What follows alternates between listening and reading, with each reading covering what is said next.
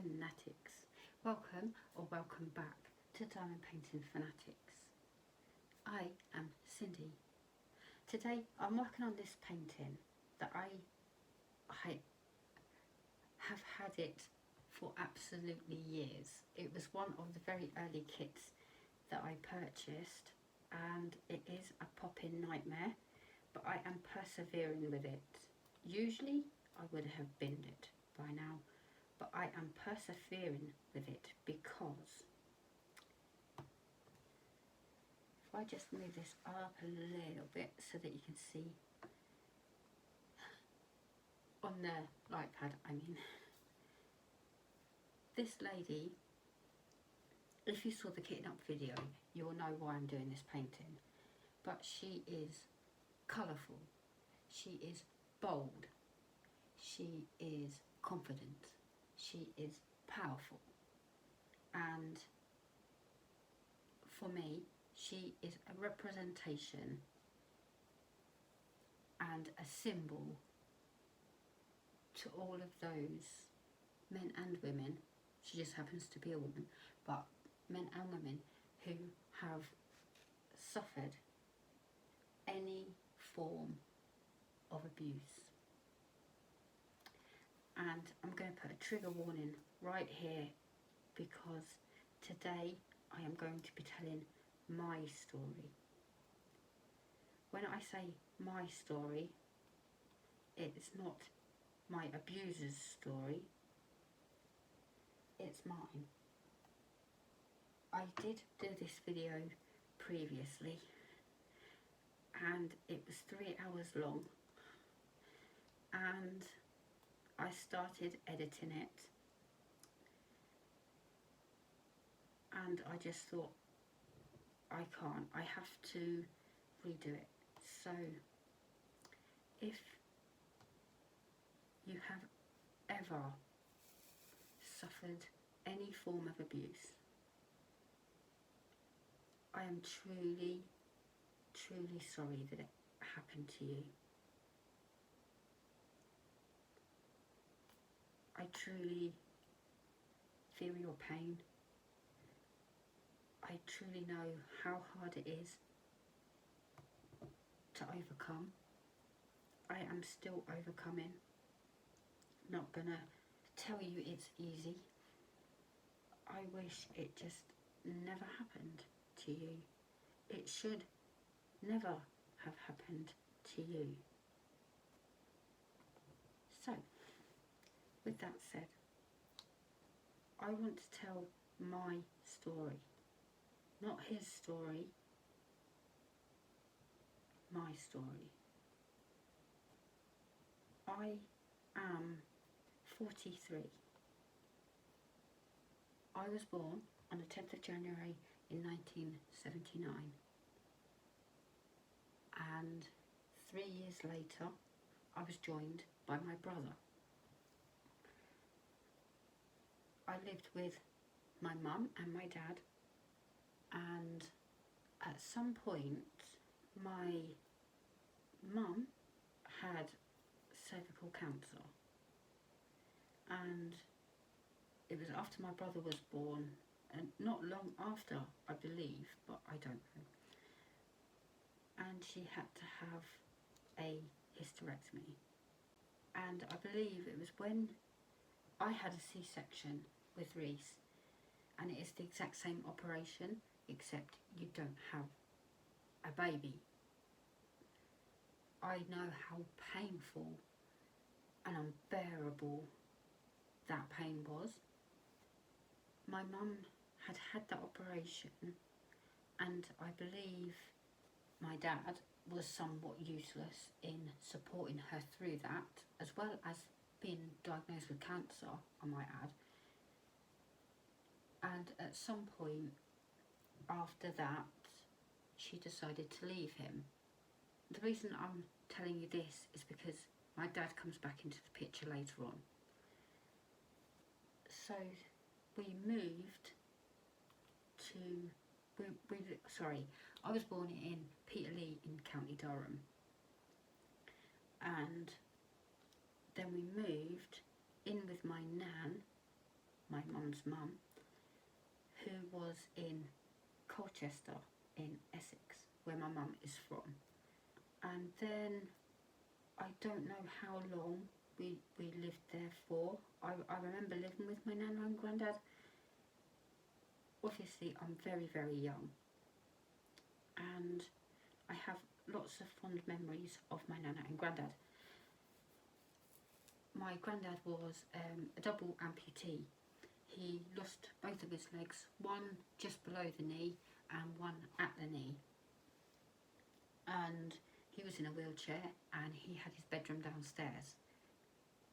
My mum, who is in her 20s, she has two very, very young children. And my nan is diagnosed with cancer at some point. My mum ended up taking her to appointments, and she ends up passing away. And then 2 weeks later, my granddad passed away. Just 2 weeks later. Everyone who my aunts and my uncles and everyone who talks about Nana and Granddad say that Granddad passed from a broken heart, and it's just really, really sad that my mum, who is in her 20s with two young children, had been caring for both my nan and my granddad and two very young children, was going through all of that in her 20s. We end up moving and getting a house, and I remember it was me, my brother and my mum, all very happy, all very, getting on with life. My mum was obviously grieving. I can't say I ever suffered as a result. She always seemed to be mum. Obviously she was grieving, not that I would really understand all of that, but she did. Then she met a guy who still creeps me out to this day. She met someone, and I honestly believe, as all of these people do, they see someone who is grieving or struggling for whatever reason in life, and they hone in on that. He was violent to my mum.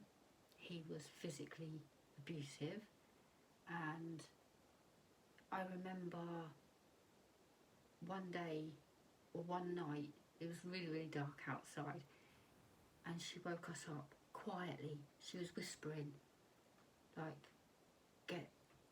going to be leaving. And I think she had a bag packed and everything. She woke me and my brother up, and we were really sneaking around. We didn't like this guy. I knew he was to blame for what, the injuries on my mum. She was wearing sunglasses in the middle of winter to hide. I honestly think that she even had stitches at one point. But anyway, he was really violent towards her, and she woke us up in the middle of the night and was like, we're going to be leaving, and I don't know if she told us to get dressed or what. I honestly don't remember. I just remember her waking us up in the middle of the night saying, we're going on an adventure, basically. We're going to be leaving. And at some point he woke up and caught us all awake. So we didn't leave that night. Yeah. My mum found the strength eventually to leave him, and yeah, he was gone. And then one day I was over the park with my friends. I had a friend who lived a couple of doors down from me. She was my best friend. We were always together. We were always hanging out together and everything else. And one day we were over the park, which is not too far from my house. And I said to her, I have to go home right now. I need to go home. She said, what is it? Like, why? Why do you have to leave? And she could tell the urgency in my voice. And I'd seen Mr. Violent across the way, and he had spotted me. And I said to her, I have to get home right now, and I'm leaving. And she came with me, and we were walking up this field rather quickly, and then he was walking behind us, like at a distance but too close for comfort. So we speeded up, he speeded up, we were running, and he is like chasing us. And I got home and I said to Mum, Mr. Violent's outside, and he's followed us home from the park. And she said, you get in the house. And then she went out there, and I'm like, what are you doing? Like, knowing, obviously. And she basically shouted him down, and he left, and I never saw him again after that. It was just really creepy and really weird that he did that.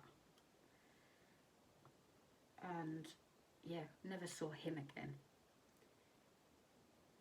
And then sometime later, my mum met someone else, and with hindsight, I can look back and go, he was a bit lame, a bit dull, pleasant enough, nice enough. And my mum worked, and you know, we'd come home and she'd be at work, he would be there. He wasn't violent to my mum. I remember they argued, but they were never violent. Or he was never violent to her or anything like that. He was just a bit lame. And looking back at him now, and my friend, who was my best friend, she came to me and she said, I saw Mr. Lame. Obviously, I'm not using names and just giving them nicknames, but I saw Mr. Lame on a bus with another woman. I was like, well, that's a bit weird. And I thought nothing of it. When my mum come home, and I was on my own with my mum, and I said, oh, my friend saw Mr. Lame on the bus with another woman. And the next thing I know, he's gone. And I'm like, well, okay. What I had told my mum is that he was cheating on her. And I wish, if I'd realised the gravity of what I'd said, I would have worded it a little bit more tactfully. And in my adulthood, me and Mum have had many conversations about all sorts of things, and I said to her once, I felt bad that I had just come to you and said, oh, friend saw Mr. Lame on the bus with another woman, not realising the gravity of the situation. I would have worded it a little bit more tactfully if I had realised what I was announcing. And she just said to me, you knew what you knew. She doesn't have any thoughts on it really, other than I exposed it. But yeah, he was gone. Now there is a backstory to my abuser.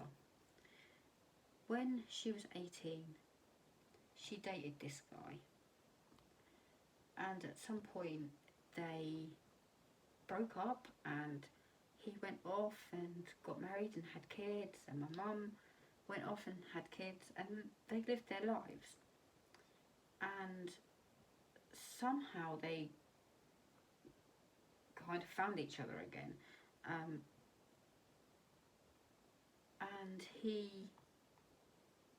my mum was like meeting this guy, and I call him Bully. When me and my oldest talk, we call him Bully. It was something we decided when it all came out. when me and my mum talk, we still refer to him as Bully. He married my mum and he adopted us. Hence, I don't use my last name on social media. I refuse to. It is my legal name. I have to use it, but I don't use it on social media. So Michelle is my middle name. But yeah, they end up getting together and they're dating for a while, and then he is introduced to us and he seems lovely, and compared to the wasters that had entered my mum's life previously, he was like awesome, you know. Yeah, he wasn't violent or anything like that. And over time, I remember he sat us down and he said, oh, I really want to move in and really take care of you two and your mum. And we kind of said to mum, look, you like him, we like him, he wants to move in, why don't we just let him move in? Then in adulthood, I keep referring it to adulthood when there's conversations between me and my mum, because obviously a lot happens before that. So when I say in adulthood, I mean post-abuse. And I was talking to mum and talking about all sorts of different things. And I said to her, oh, I remember him saying to us, oh, you know, I want to move in. He planted that seed in children. And mum said, we had a conversation about him moving in. And she said, not yet.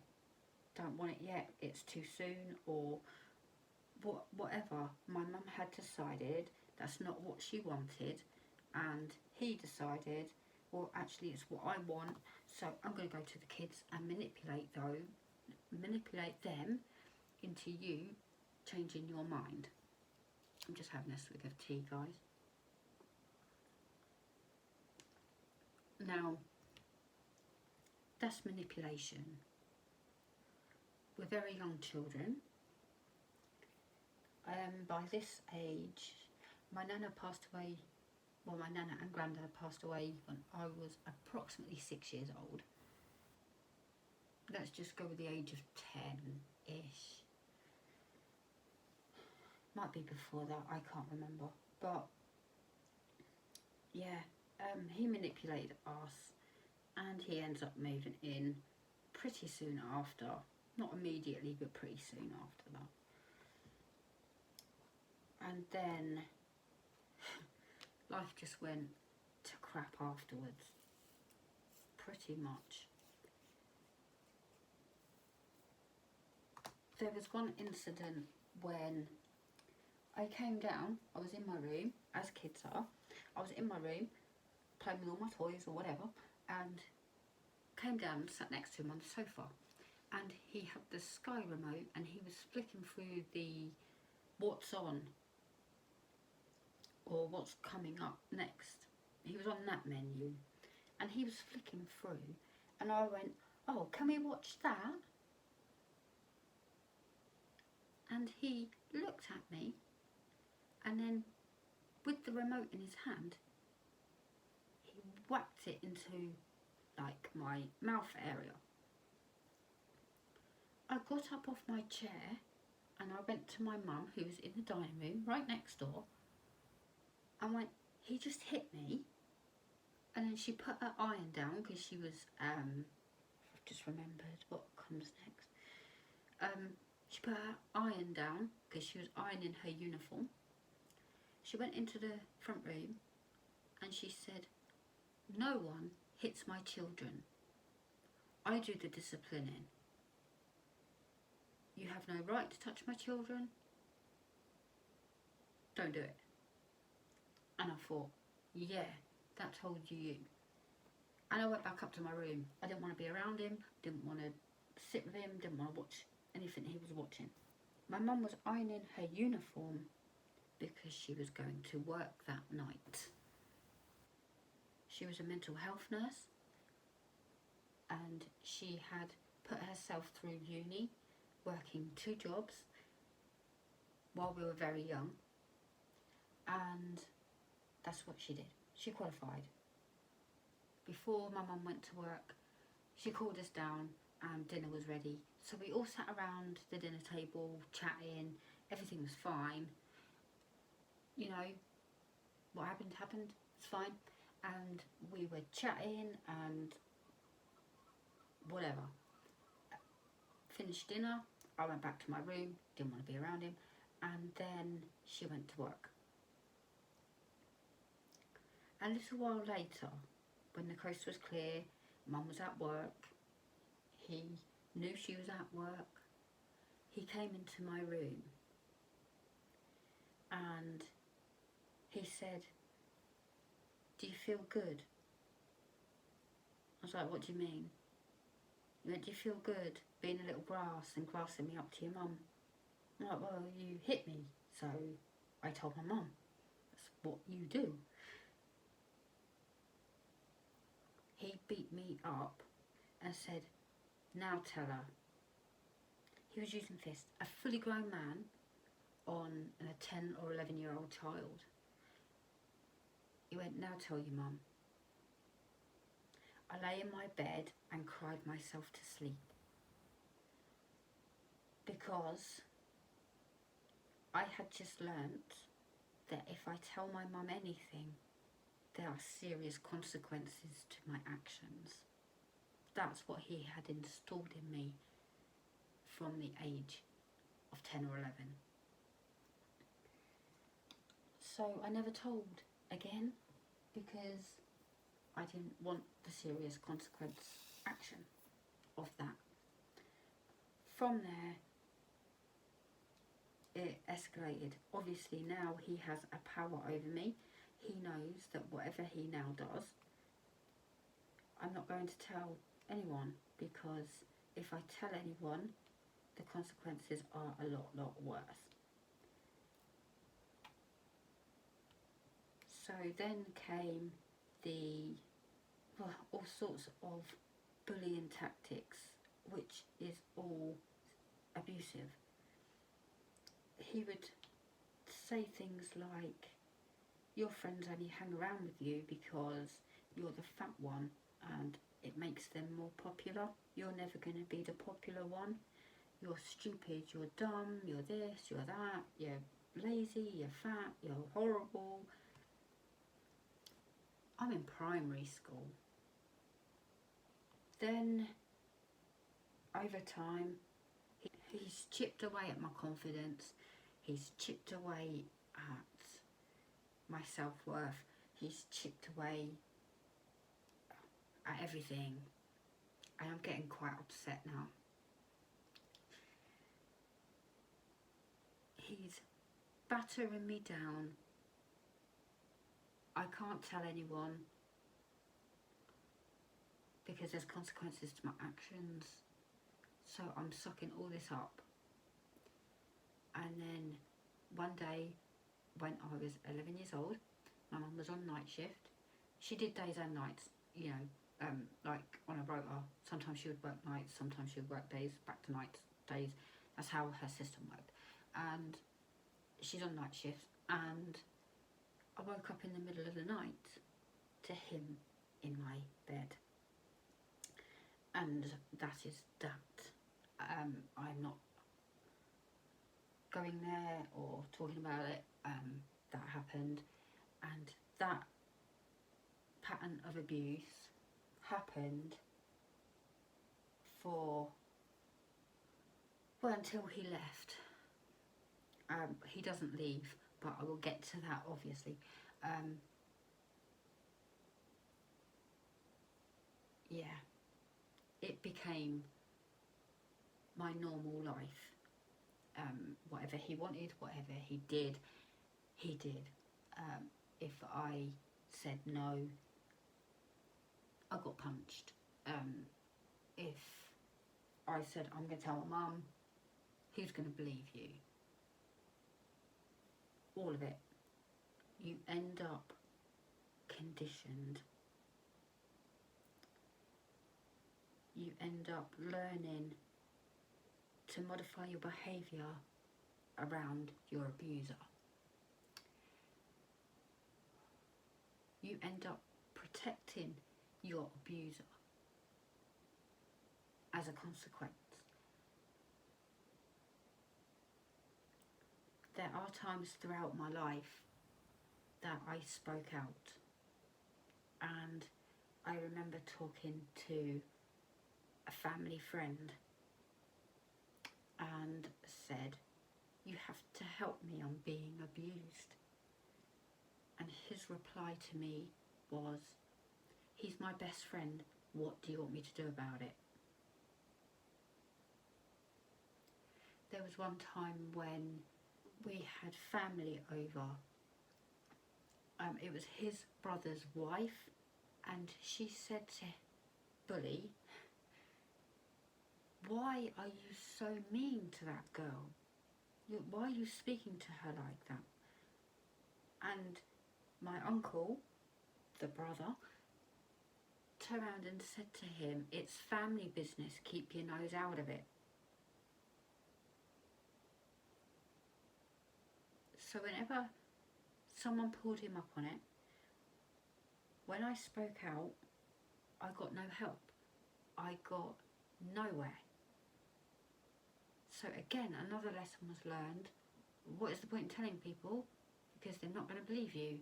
He was right. I was in secondary school, and this is obviously my life. I came home from school, we didn't know what mood he was going to be in.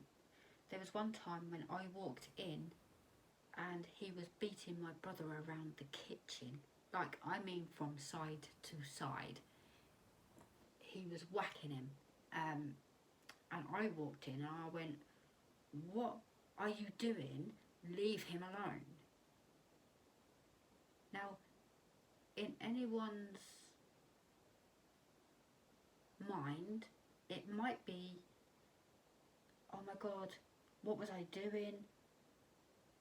Holy crap. But no.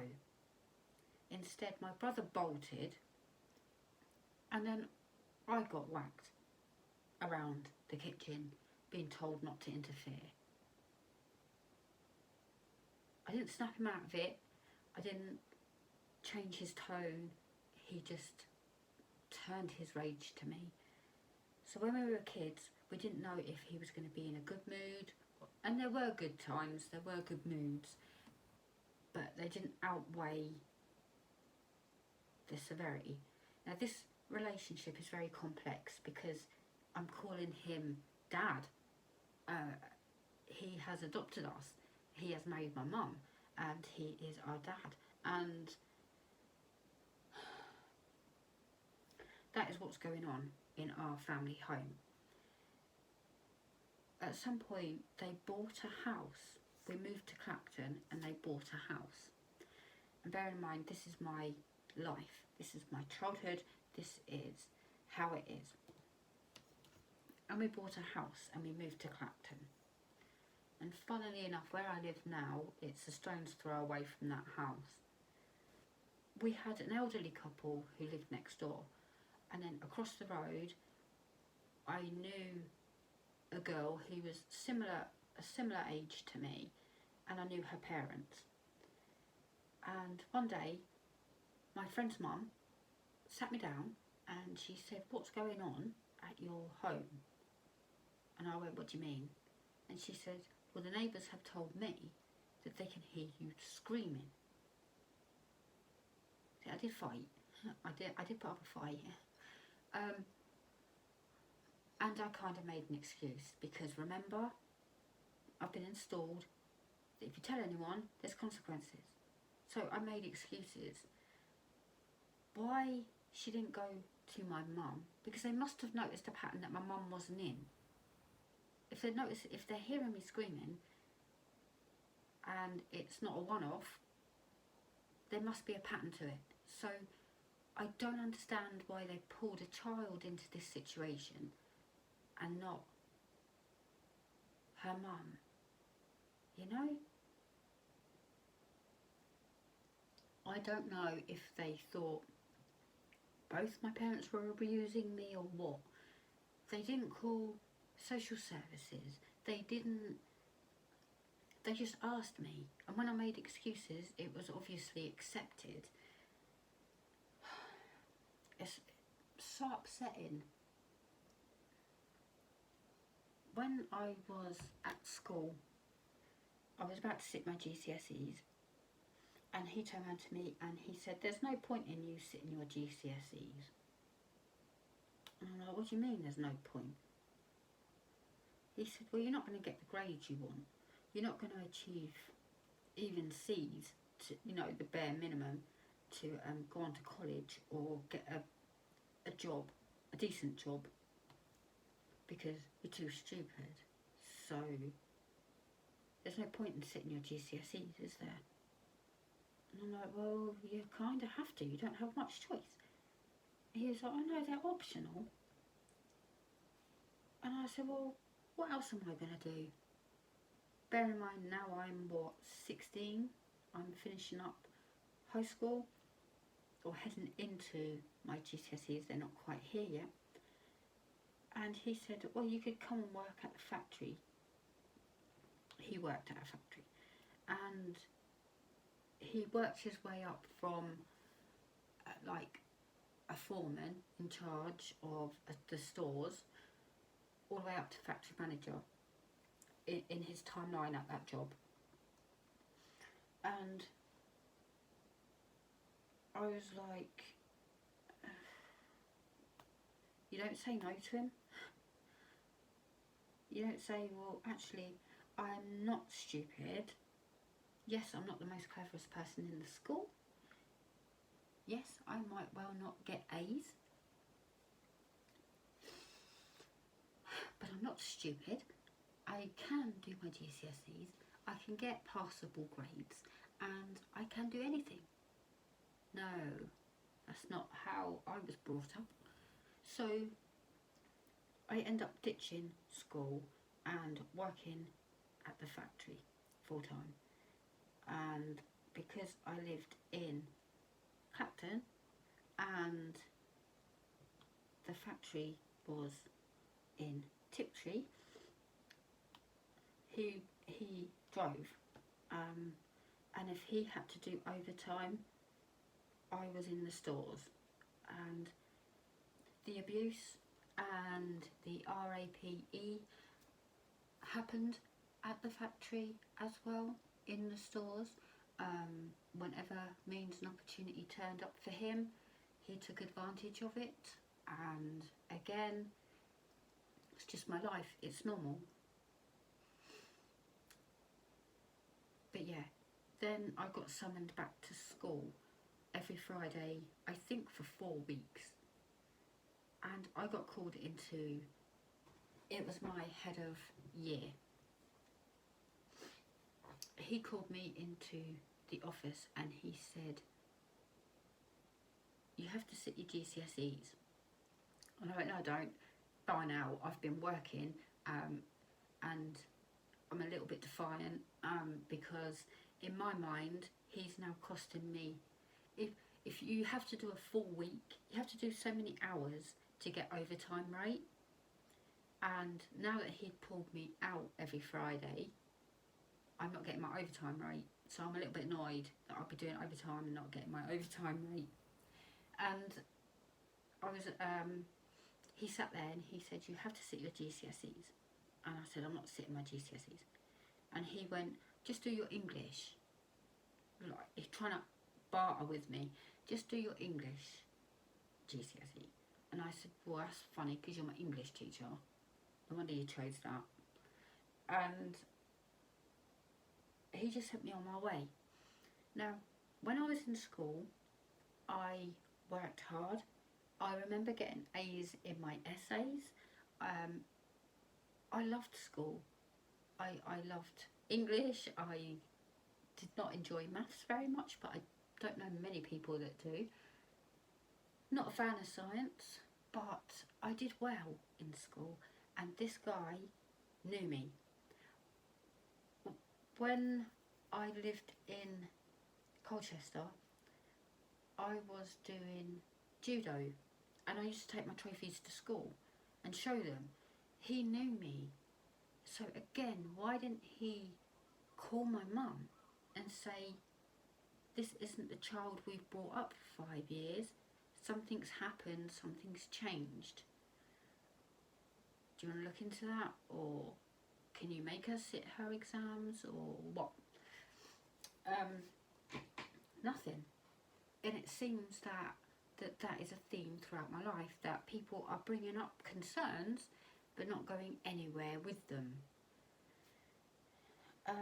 So yeah, I leave school, I'm working at the factory, and I am aware, looking back at my life, that I must have been a bit of a weird child. I remember telling my therapist this, but we'll get into that. I was the weird child. I didn't really speak very much because, you know, abused people don't speak very much. And I had a couple of friends. Now I'm going to call her M, because I'm just going to use their first initials of their real names. M and I got on quite well, and bear in mind I'm like now 16, 17, and she was like, we're going clubbing at the weekend, do you want to come with us? And I was like, well, I can't because like I'm underage. And they went, don't worry about that, we'll help you with that and we'll get you in, don't worry about it. So I was like, okay, cool. And then she said, well, if you're going to stay with us, you have to essentially pay us to stay over. I gave them £40 every time I stayed there, and I talked about this the first time I did this video, and I was getting really annoyed because, yet again, someone has come to my life, invited me on a night out that I have now paid for her night out, not mine. Do you know what I mean? I have to pay it twice. So I'm out drinking, I've paid to stay there, £40, and pay for my own drinks and everything. So I got annoyed, I got upset, because I realised yet again someone has come into my life and is using and abusing me. I stayed there quite often, and I remember saying to Bully, it's weird, why is she charging me to stay there? And he kind of okayed it, like it's the norm. So obviously new to clubbing, new to everything, he said it's fine, it's normal, so I did so. But the penny dropped that maybe they were in cahoots with each other. I don't know, maybe I'm being a bit too far-fetched there, I don't know. She does make an appearance in my adulthood, and we'll talk about that when I get there. But yeah, that's how my life was. Then I was always treated differently at the factory because he was the boss and I was the boss's daughter, so they didn't really trust me to let me in on all what goes on. Some did, some didn't. But I always felt that I was treated very differently, and understandably, because they think I tell him everything. The fact that I tell him nothing. I got that job when I was 16, 17. You know, I was still there when I was 17, and he kept saying to me, work hard, become a foreman. And I'm like, I don't want to be a foreman, I just want to have a laugh and do my job. Like, it's a factory. I don't want to be a foreman, I don't want to be serious. I just want to have fun with my friends. The few that trusted me, anyway. But no, like, stop messing around, stop causing trouble. And not that I did get into trouble, but you need to be a foreman. You need to be taken seriously. Be a foreman. I'm like, I'm 16. Chill the flip out. I nearly swore. Needless to say, I went clubbing and all of that jazz. And as time went on, all was fine. I had 2 lives. That's how I continued the rest of my life. M ended up leaving, and then I became close with this other girl. She was new. I'd been there a while. Oh, before M left. Oh, wait for this. Everyone kept saying to me, oh, this lad really likes you. You should, like, go on a date with him and all of this. And it was new and exciting. You know, I was a young girl and I never had a serious boyfriend and all of that. And I was like, oh, he likes me, yeah. Oh, that's so sweet. I kind of knew of him, didn't really know him very well. Anyway, he ends up asking me out and we go out, and over time we move in together into a bed sit, and I would say he wasn't abusive, because he wasn't abusive as I know it. Do you know what I mean? So he wasn't ever physically violent or anything like that, but he was manipulative and he was controlling, which plays out shortly. Yeah, then the factory was having a clear out of staff. They were laying people off, and everyone was like, oh, you'll be fine because you're the boss's daughter, obviously you're gonna stay. And I was waving my letter around like proud, because finally I was accepted as one of them. You know, oh, I've been sacked too, yay, I'm now one of you. You know, the boyfriend P stayed. He kept his job and he kept getting a lift with Bully, so everything was fine. He kept his job. I moved on. I worked in like care homes or factories and different things like that.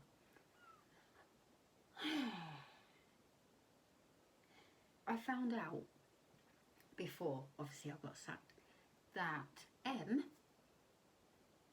used to go out with P.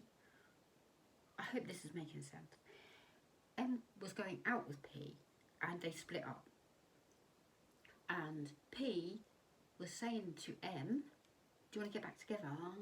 You know, was a little bit in her face about it. Do you want to get back together? I miss you. And she was like, hell no, let's throw Cindy at him. It's essentially what happened. But yeah, anyway, she left, I left, and everything was fine. I was living with P in a bed sit and life was fine. Abuse was still happening. He always had a key to my place, which isn't unusual for parents to have a key. But he always had a key to my place and let himself in whenever he wanted, and the abuse was still going on in the background of this whole time.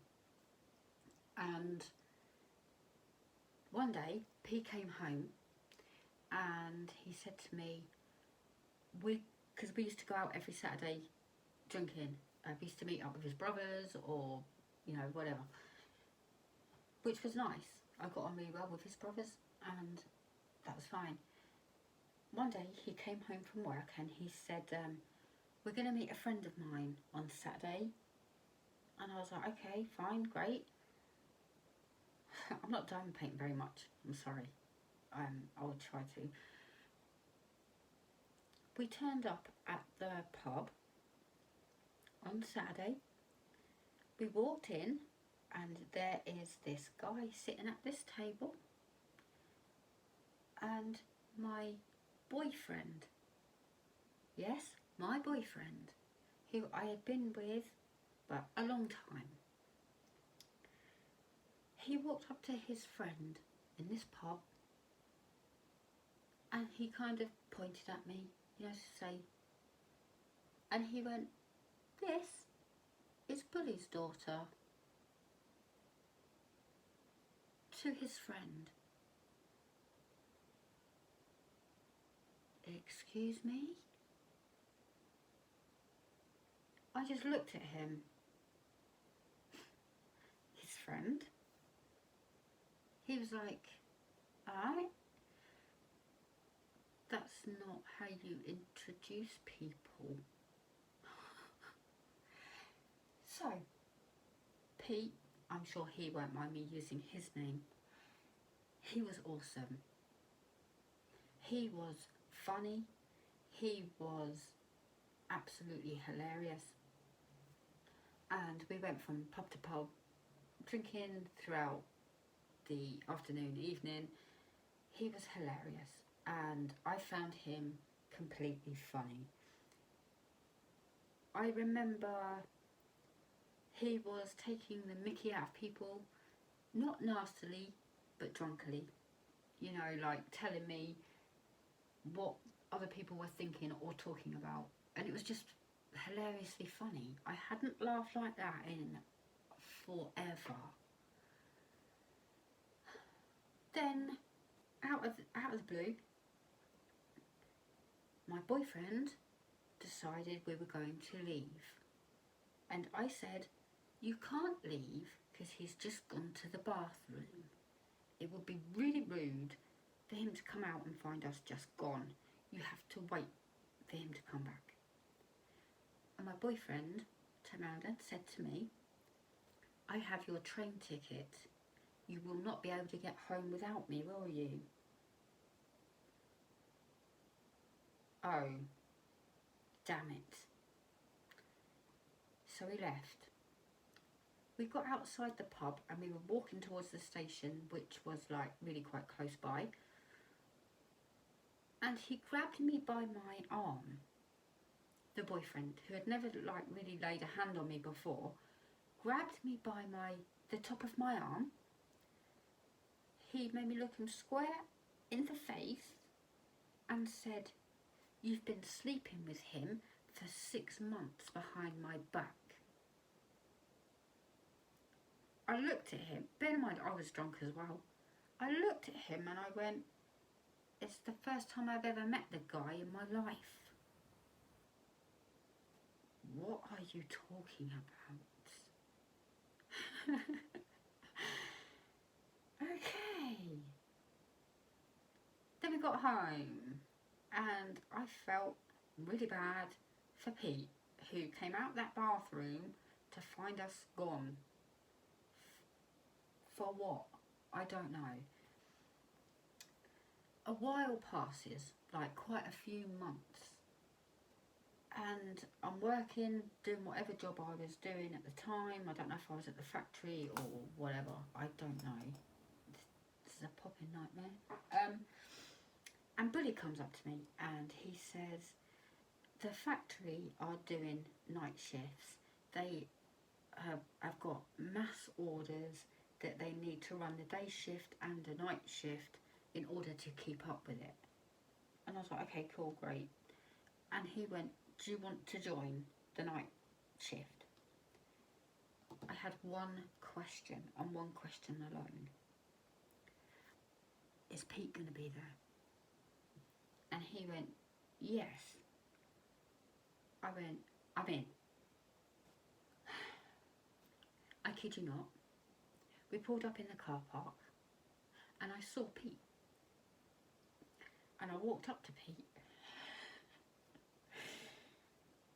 and I went, "I'm so sorry that we left you in the pub that night." And he looked at me and went, "It's alright." He must have been thinking, this random weird girl, he probably might not have even remembered who I was, this random girl's just come up to me and said, "I'm sorry that we left you in a pub months ago." And I felt really bad about it, and I had no way of letting you know how bad I felt about it. So I'm telling you now how bad I felt about it. From that, we developed a very awesome friendship. Over time, obviously I got to know Pete, Pete got to know me, and a very lovely friendship blossomed.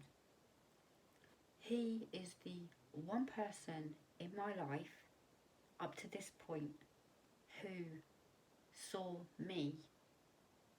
It's making me emotional. He saw me as a person.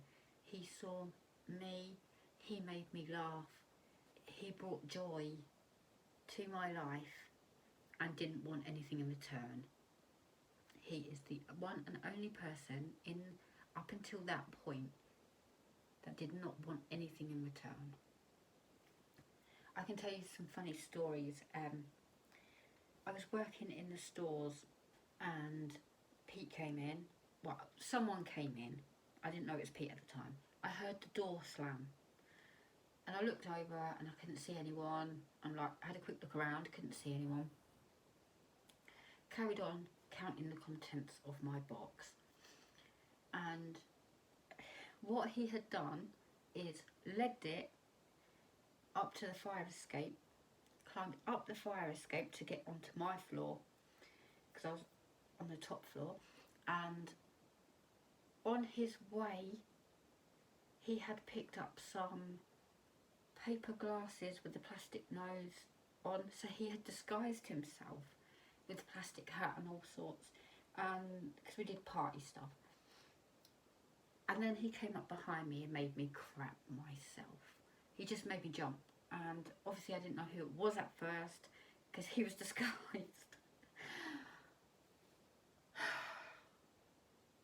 The idiot, absolute idiot.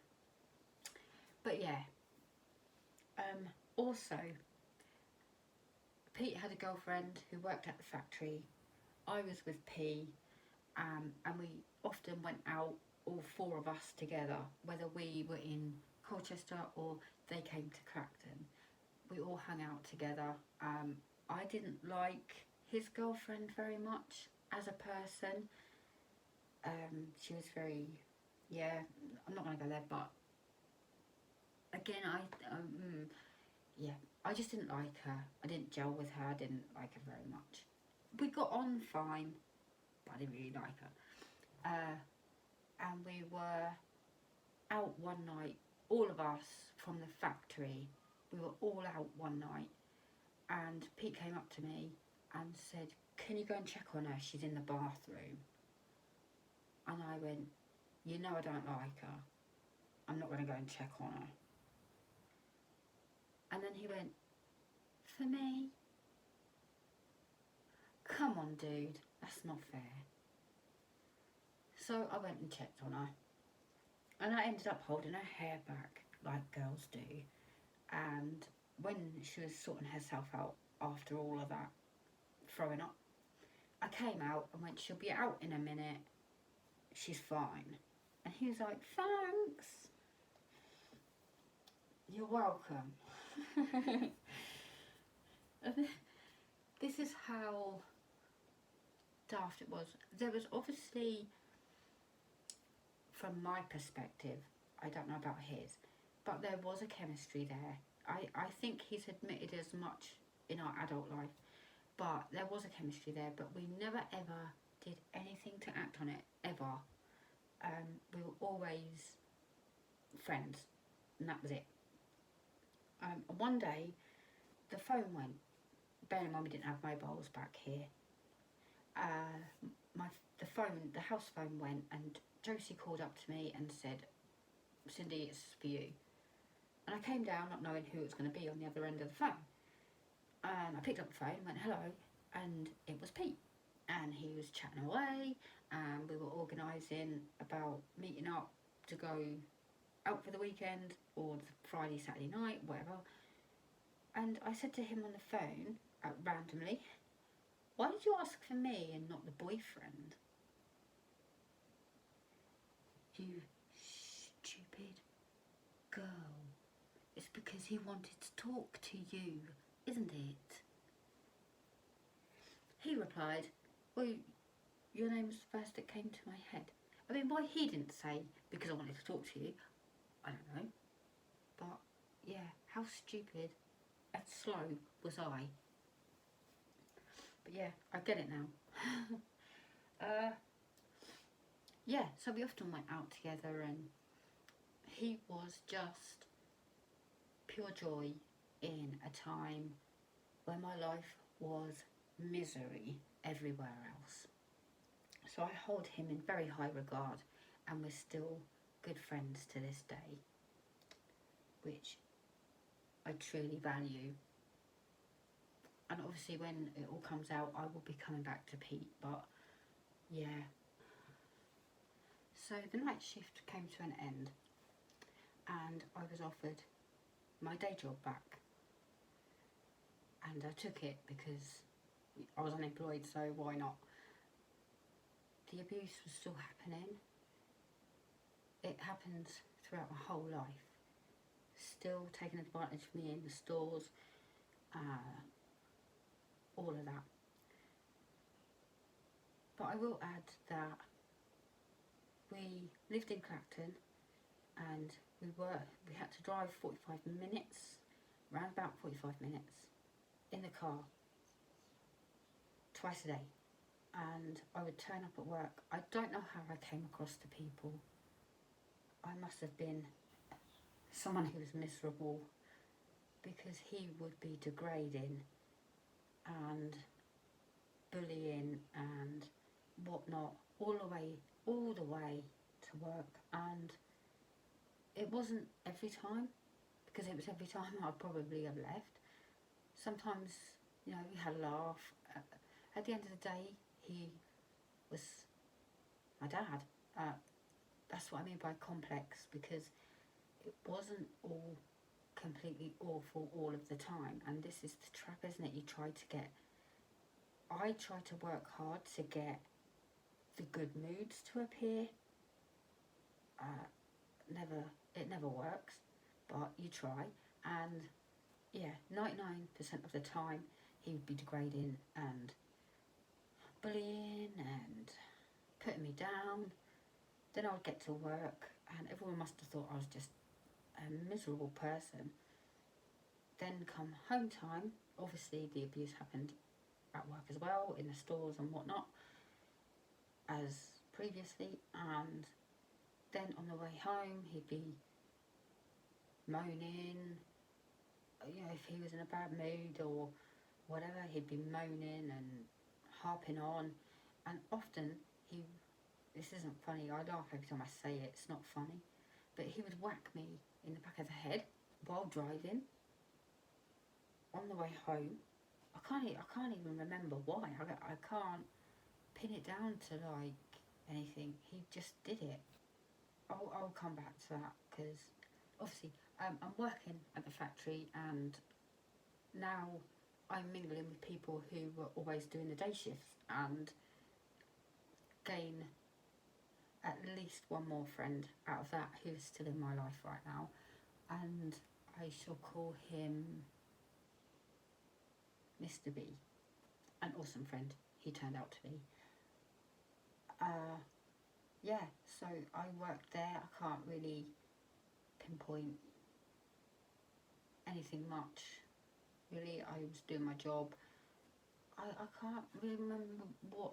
I have to go by significant points in my life, but we ended up, or I did, I left the factory, and soon I don't know if it's because, I can't remember, but my mum and Billy decided that they were going to buy a hotel in Blackpool. And I will say, I was working in a care home at some point in Clacton. One day, I would come home from work, and my mum would be like, what happened to you? And I'd be like, oh, a resident caught me in the face, hence I've got a black eye, or a resident grabbed me by the arm, hence I've got a bruise on my arm, all of that type of stuff. But I couldn't blame residents to staff at work. I had to make excuses, and it would be the atypical, I walked into a door, or I fell down the stairs, or, you know, the usual cover-up stories.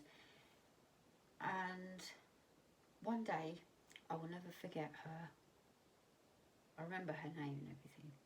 We were outside on break, and she said to me, "What's going on?" And I went, "What do you mean?" And she said, "You're being abused." I didn't flatly deny it, but she said to me, "If ever you need to talk, I'm here." She knew the signs. I don't know what she thought, whether it was a boyfriend or what, I don't know. My abuser was the one person in this world who was supposed to protect me from people like him. He was supposed to encourage and fill me with confidence and send me out in this world believing I could achieve anything. And instead, I had someone who was telling me that I can't achieve anything. I'm nothing more than... He called me horrendous names, and I don't understand the logic as an adult, because the very things he was calling me were the things he was doing to me. So, I don't understand.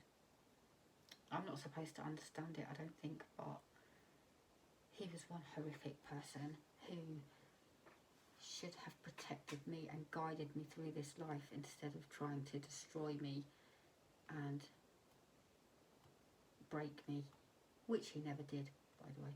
But my mum and Bully then bought a hotel in Blackpool, and I thought, that's freaking perfect. That's freaking perfect. Good luck with that. I sat them down and I said, "Oh, lovely, very excited for you, but I'm not coming." It was my out. And they went, "We'd be with my mum especially, so I'd be really sad, because Blackpool is miles away, and I'm talking like 400 plus miles away. I don't really want to leave you here. I'd really appreciate if you came with us. I would miss you. You're my daughter." And I'm like, God damn it. On the other side of the coin, when I was alone, he was like, "You can't look after yourself. Don't be stupid. You wouldn't be able to support yourself. Stop being stupid." Even though I was independent, living in a bedsit or flat or whatever at this point, paying my rent, working, I was already doing all of that. But obviously I'd be out of his control, wouldn't I? I wouldn't be used and abused as his target in any way. So obviously he wanted me to go. But yeah, I ended up moving. Couldn't leave my mum, and I ended up moving there. But before we moved to Blackpool, there's a couple of things that I have missed out along the way. One, I had a mobile phone, and they were all very new, they were all very cheap and basic at that point. And I was on some kind of dating app or something, and I was chatting to this guy, and I was doing it for quite a while, and Bully found out. He took my phone off me. How he does that, I'm not going to argue with him, but he ended up taking my phone off me.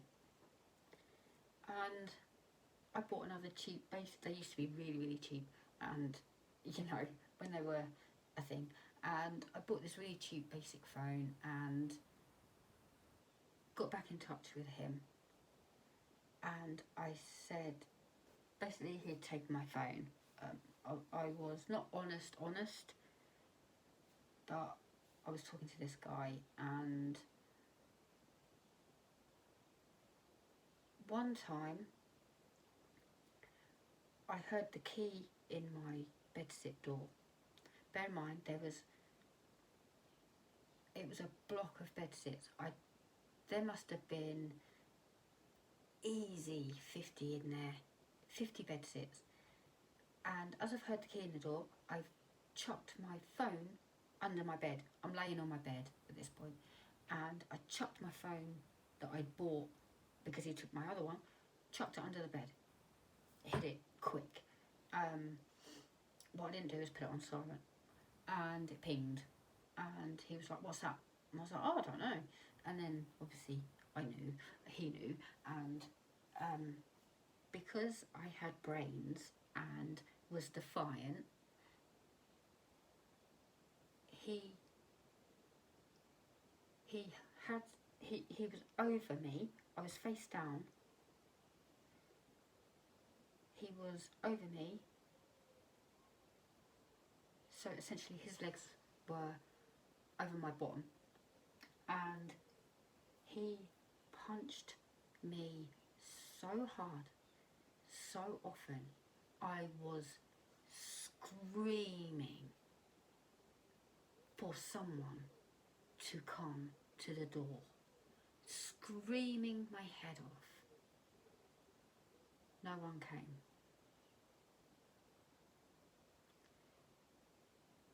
When he left, he couldn't find my phone. So I picked up my phone and I said to this fella, "I need to get away from here right now. I need to get away." He drove down. I packed up my stuff. I got in his car and I ended up in Kent.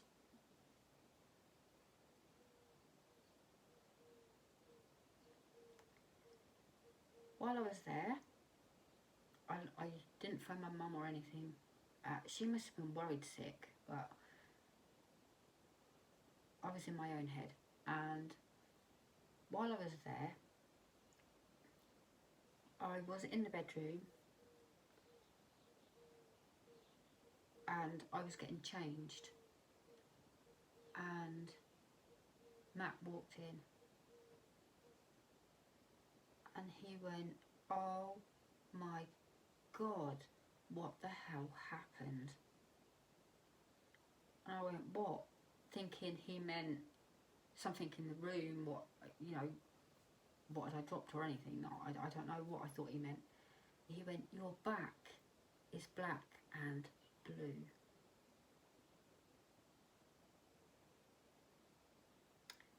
So I sat and I told him what had happened and what he had been doing, because I figured we were miles away. He's never going to know that I told him. So I told him. Over time, I phoned my mum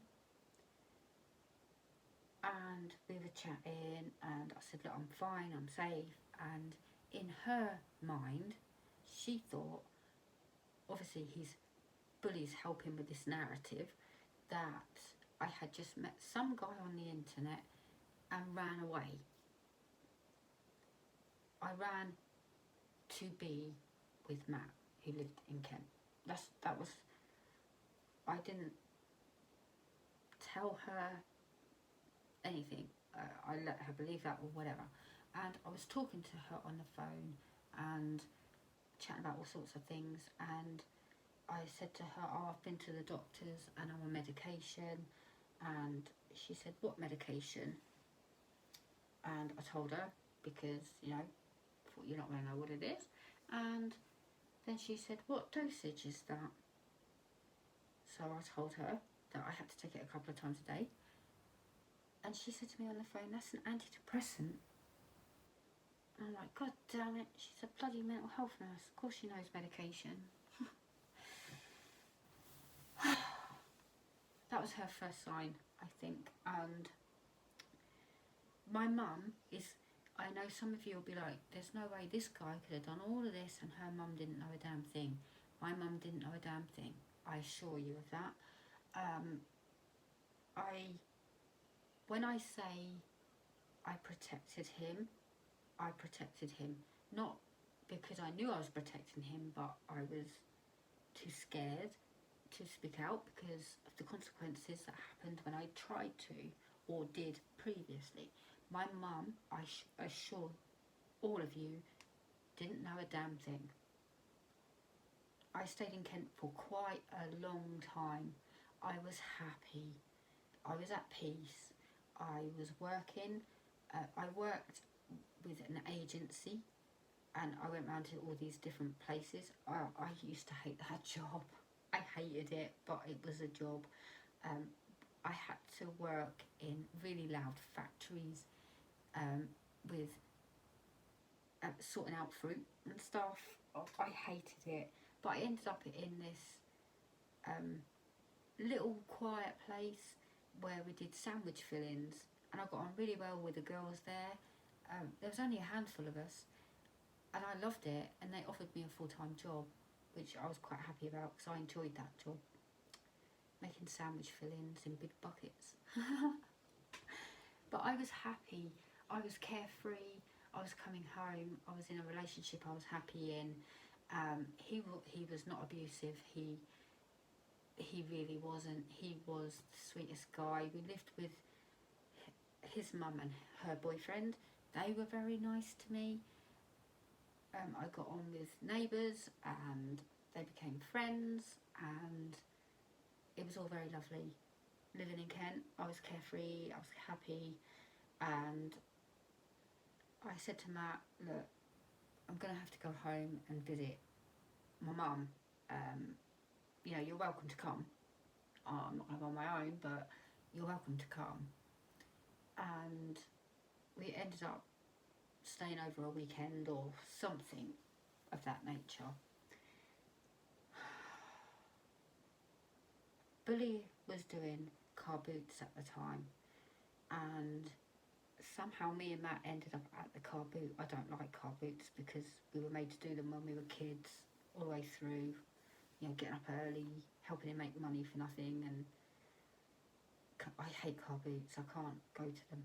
But that's what Bully was doing at the time. He was doing car boots, and me and Matt ended up at this car boot, and I left them talking while I went and got some teas from the tea van, and I came back and they are in a heated debate. And I was like, oh shit, like what has possibly kicked off? And Bully obviously is trying to be controlled, but is losing his temper pretty bad because he hasn't got self-control. And he was like, you better tell him that you made the whole thing up. And he went, mate, I've seen the bruises on her body. And I'm like, oh, good God. Good God, he's only come out and told him that he knows exactly what he is. Needless to say, I said to him, we're leaving, like going back to Kent, we're leaving. And yeah, that did not go down very well. That did not go down well at all. I remember saying to him, like, why the hell would you do that?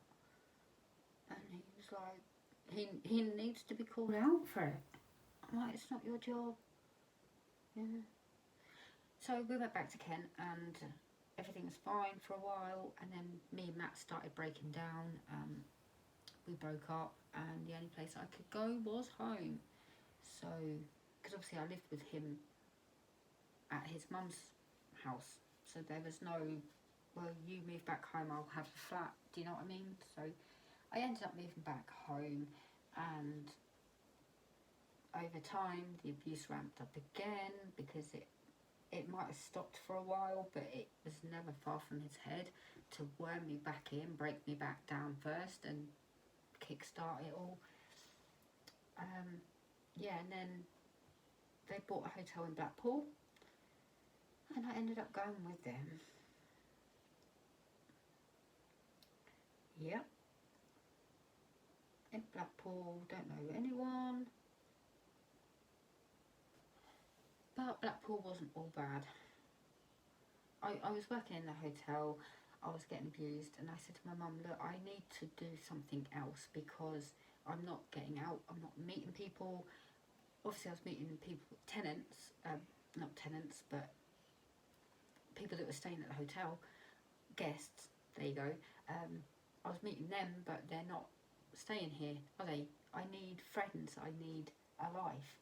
So I left our hotel and I went to work in another hotel, and I met a girl who was in a similar boat. She had moved to Blackpool, her parents had bought a hotel, and we were just very similar. We needed to get out and meet other people, and we ended up getting a flat together, like doing a flat share. It's a 2-bedroom flat, and it worked out perfectly. And I remember we had barely anything between us, and we sat there on our first night in our new flat with a bottle of champagne, drinking it.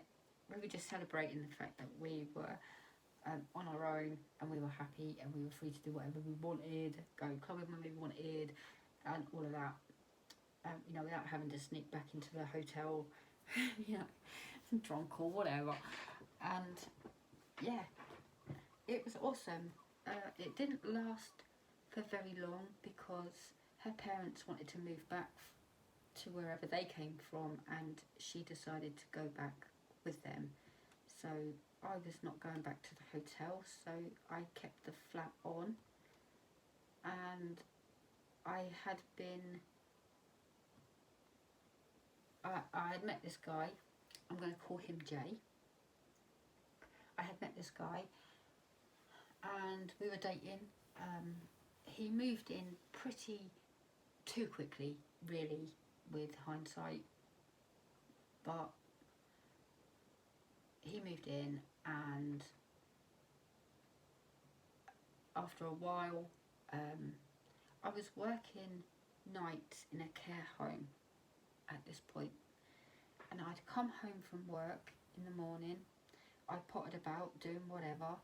I took myself off to bed. He had a job, he was working days, and I'd slept because I was due to work that night. So I had 2 nights in a row, and I slept during the day and slept through my night shift. I woke up at some point, saw the time, and didn't even realise, oh damn it, I'm supposed to be at work. I just like kind of opened my eyes and thought, oh, it's dark out. Went back to sleep. Slept through a majority of the next day, which is that was not like me at all. And then I woke up and my boobs were really sore. And I thought, I got dressed. I toddled off to the chemist across the road, came back, peed on a stick, and I was pregnant. Sheer terror took over my body that day. Sheer terror. Then Jay came home and I went, hey, I'm pregnant. He was overjoyed. He was thrilled. He was excited. He was happy. He was like, yay, this is awesome. And then I thought, well, okay. That should have been my reaction, I guess, but it wasn't. Yeah, super thrilled. So I thought, well, okay then, we can do this. We can do this. It's fun. And yeah, I went to work whenever my next shift was. I did phone and apologise, obviously, and confided in the girl that I usually work with that I was indeed pregnant. And I mean early stages, like clearly very early stages. And I turned up at work for my shift whenever that next was, and the boss lady was there, and I thought that's unusual because usually she's long gone by the time I start work. and she stood there and she said, you're doing tonight and then you're done. I went, so you're sacking me for missing a shift? And she was like, yes. Which I thought was very odd, because you don't usually get sacked just for missing one shift. But I honestly think that the woman who I confided in told the boss I was pregnant, or it had got back to the boss that I was pregnant. So she was getting rid of me to avoid any maternity, what's it to come, even though she had like 9 months of service. Yeah, but anyway, so I looked her square in the eye and I went, so let me get this right, you are sacking me?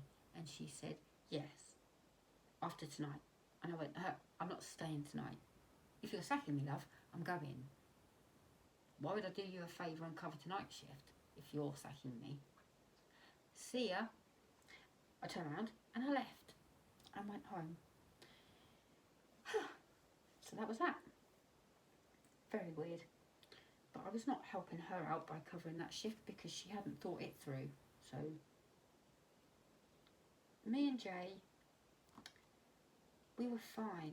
I do remember having a bit of a temper.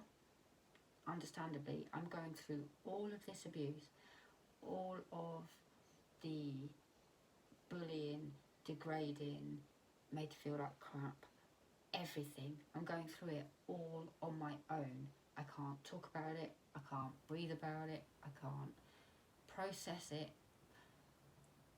I can't do anything. And I had a bit of a temper. Not that I ever lashed out at people, but I would throw things as a release.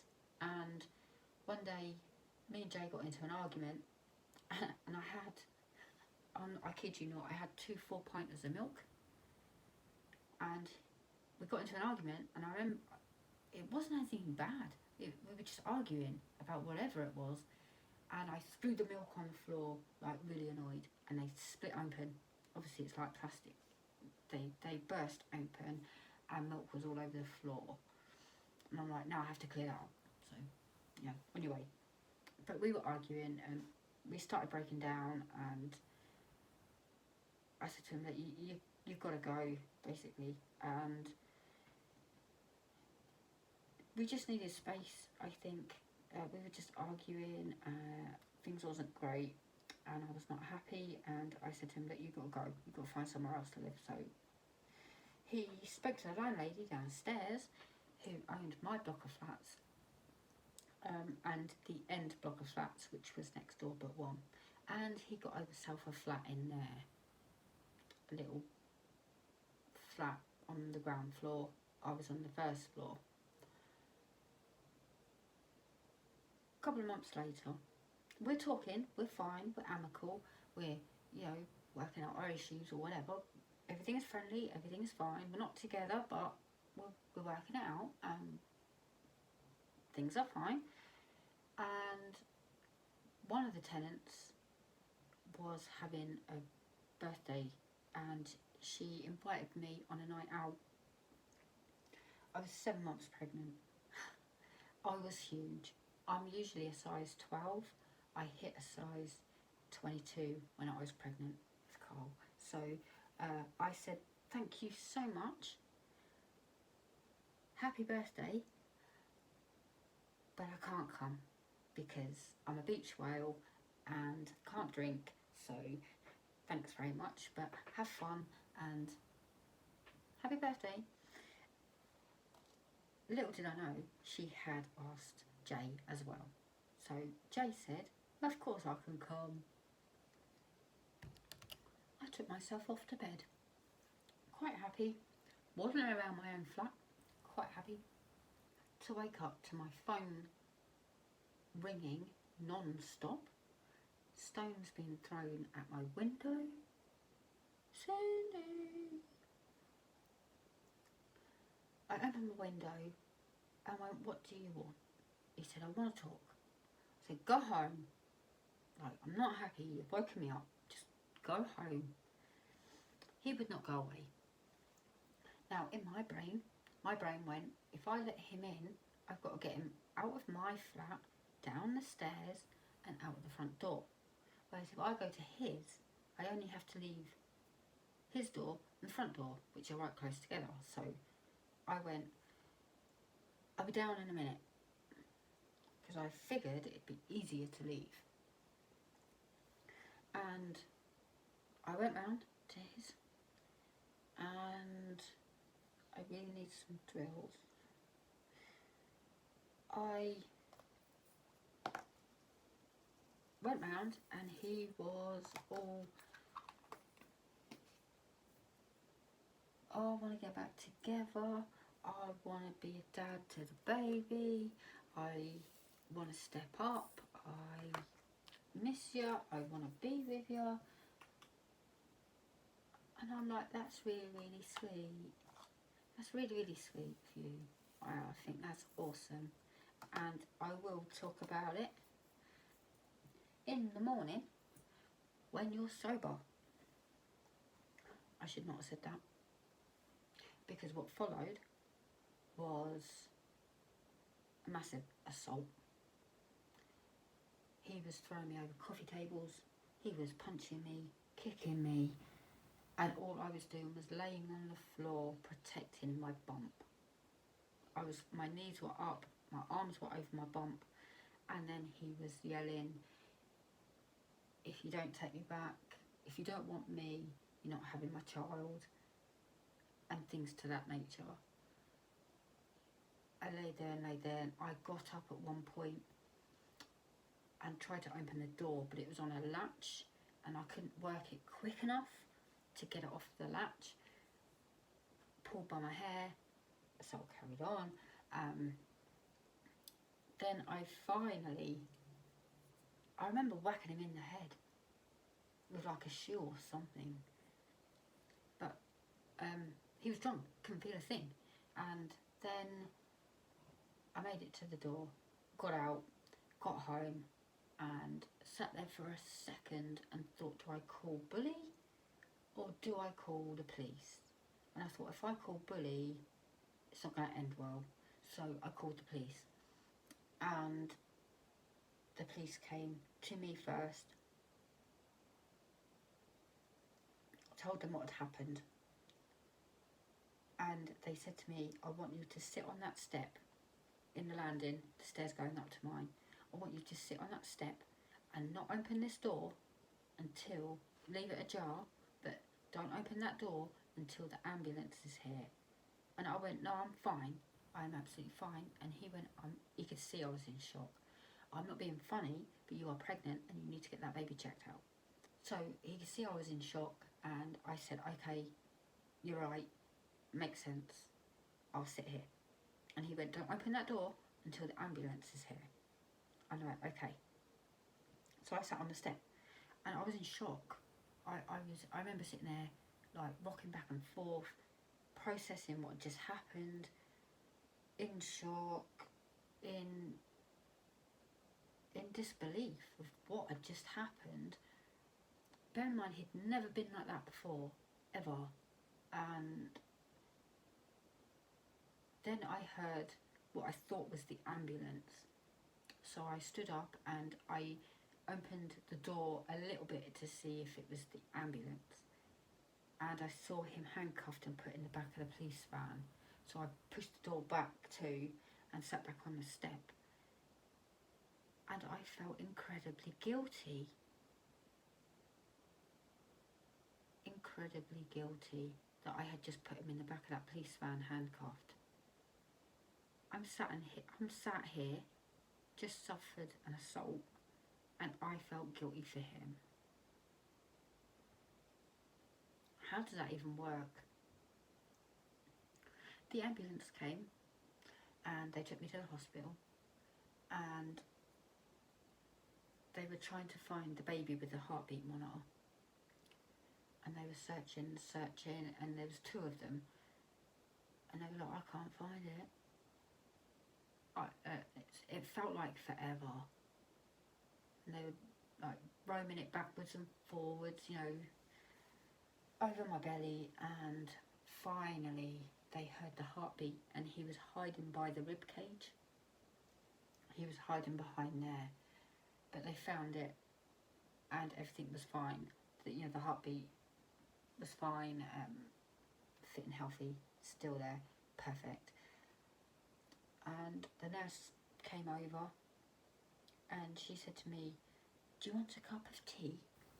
I went, "I would absolutely love a cup of tea. If you know me, you know I love my tea." She came back with it in a 1980s cup, little tiny cup and saucer. She come waddling in with it, like rattling on the saucer. And I was like, "Thank you ever so much." And she went, "I put extra sugar in it for the shock." I was like, "You're a gem, thanks." I went to pick my tea up to drink it, and pain seared through my mouth, or my lips particularly. So I put the cup down, and I went, "I'm sorry, like, where's the bathroom?" And she said, "I was just down there." So I toddled off to the bathroom because I hadn't seen myself in the mirror. And I wondered why my lips were sore. And my face was busted open. It was bruised and swollen and everything. And in the morning, the police officer came, a lady police officer. Obviously, I told them what had happened that night when they turned up. And apparently, we went through all the details again. And she said, when we got into the police station last night, he admitted everything. But this morning, he's denied everything. And we can't take the drunken words, we have to take the sober words. So, yeah. And then she said to me, "Do you want to press charges?" And I said, "What I really want is my mum. Can we leave? I need to see my mum." And she dropped me off at the hotel, and she gave me a card and said, "Call me as soon as." And I went, "Okay." I rang the doorbell on the hotel. My mum, it was a see-through door. There was like a porchway, and it was a see-through door. She looked absolutely heartbroken looking at my face, and she was like, "What happened?" I sat with her, I cried with her, I told her everything, and I said, "The police lady's waiting for me to call her back." She said, "What for? Why is she waiting on a call from you?"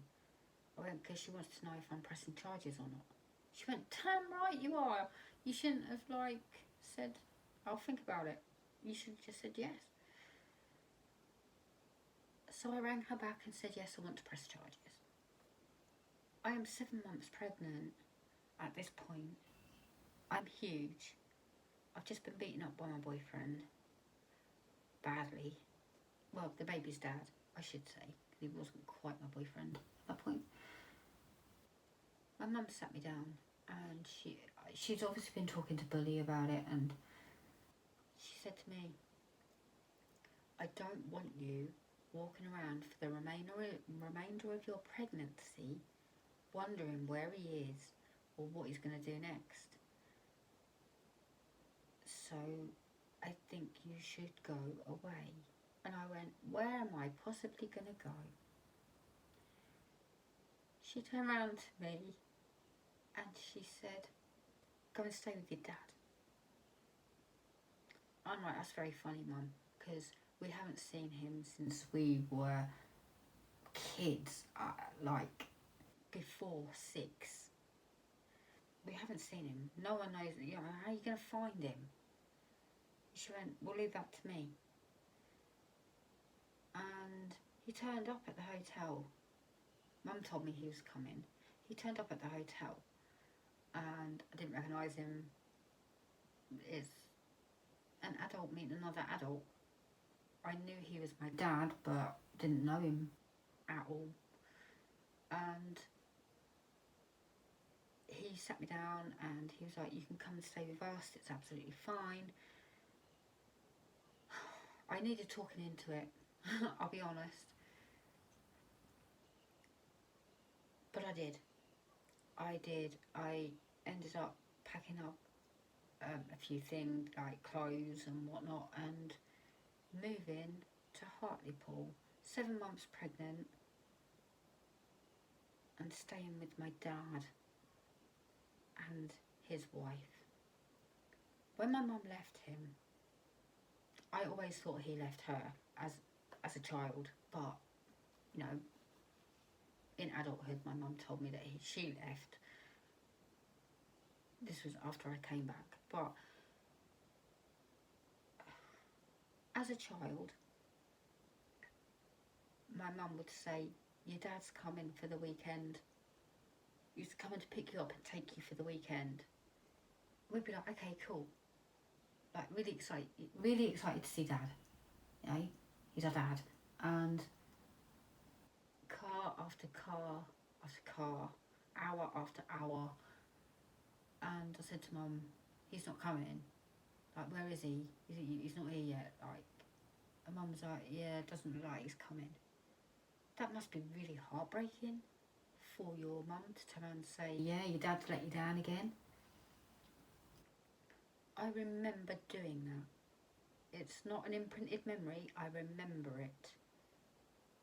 Then he did turn up and we went to stay with him, and he had a new wife and she had 2 children who were older than us.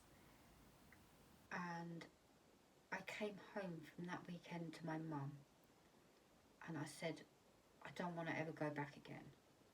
She was like, why? And I said, it was horrible, absolutely horrible. And I don't remember ever seeing him. I might well have stayed another weekend or not, I don't know. I don't ever remember.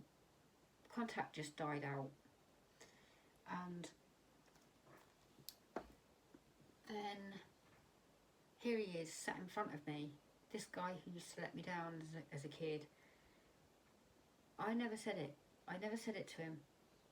I kept it to myself and thought, well, okay, he's stepping up now. He's going to step up and be a dad. And, you know, on the drive there, which was a good few hours, he was chatting and, you know, all very surface conversation. And he said, people know you're coming, but I haven't told them anything. And I said, I don't mind if you've told them, you know, obviously it's a very unique situation, but I don't mind if you've told them. Can you just let me know who you've told so that I'm aware of it? I had no issues with anyone who knew. Like I said, unique situation. My daughter's been beaten up. She's 7 months pregnant and she's come to stay with me, and I haven't seen her since she was, what, 4 or 5. Yeah, then we got there and got to know each other, kind of. In the first couple of days, my feet didn't touch the floor. We were going round, we were visiting all of my aunts and my uncles, and I was like, oh my God, I have a whole family up here. It would be great to be in touch with them all again. You know, open that family line up. And we were driving and I said to him, I've been here before and I could see myself as a kid. And I went, I've been here before. And he went, yeah, you have. He said, it's your Nana and Grandad. I just recognised it instantly, the area. And we got to my Nana and Grandad's and it was all surreal. It was really surreal. And goodness knows what they thought. The last time they saw me, I was a 5-year-old, and here I am in my 20s, 7 months pregnant, huge, beaten up, you know. God knows what they thought. But everyone was super kind, super nice, super happy to see me.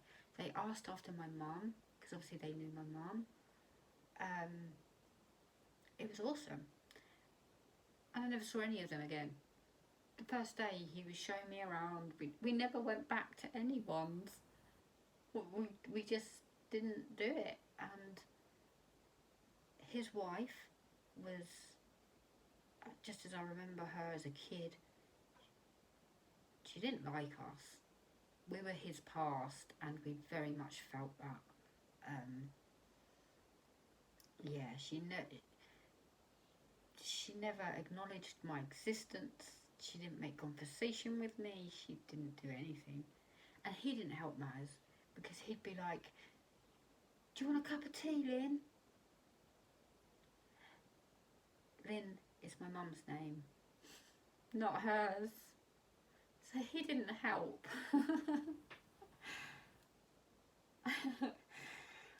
Oh dear. You would think that your long lost daughter has come back into your life and you would be overjoyed and making up for lost time and all of that. But instead, he would moan about my mum and how she stopped him from seeing us. And I went, don't do that.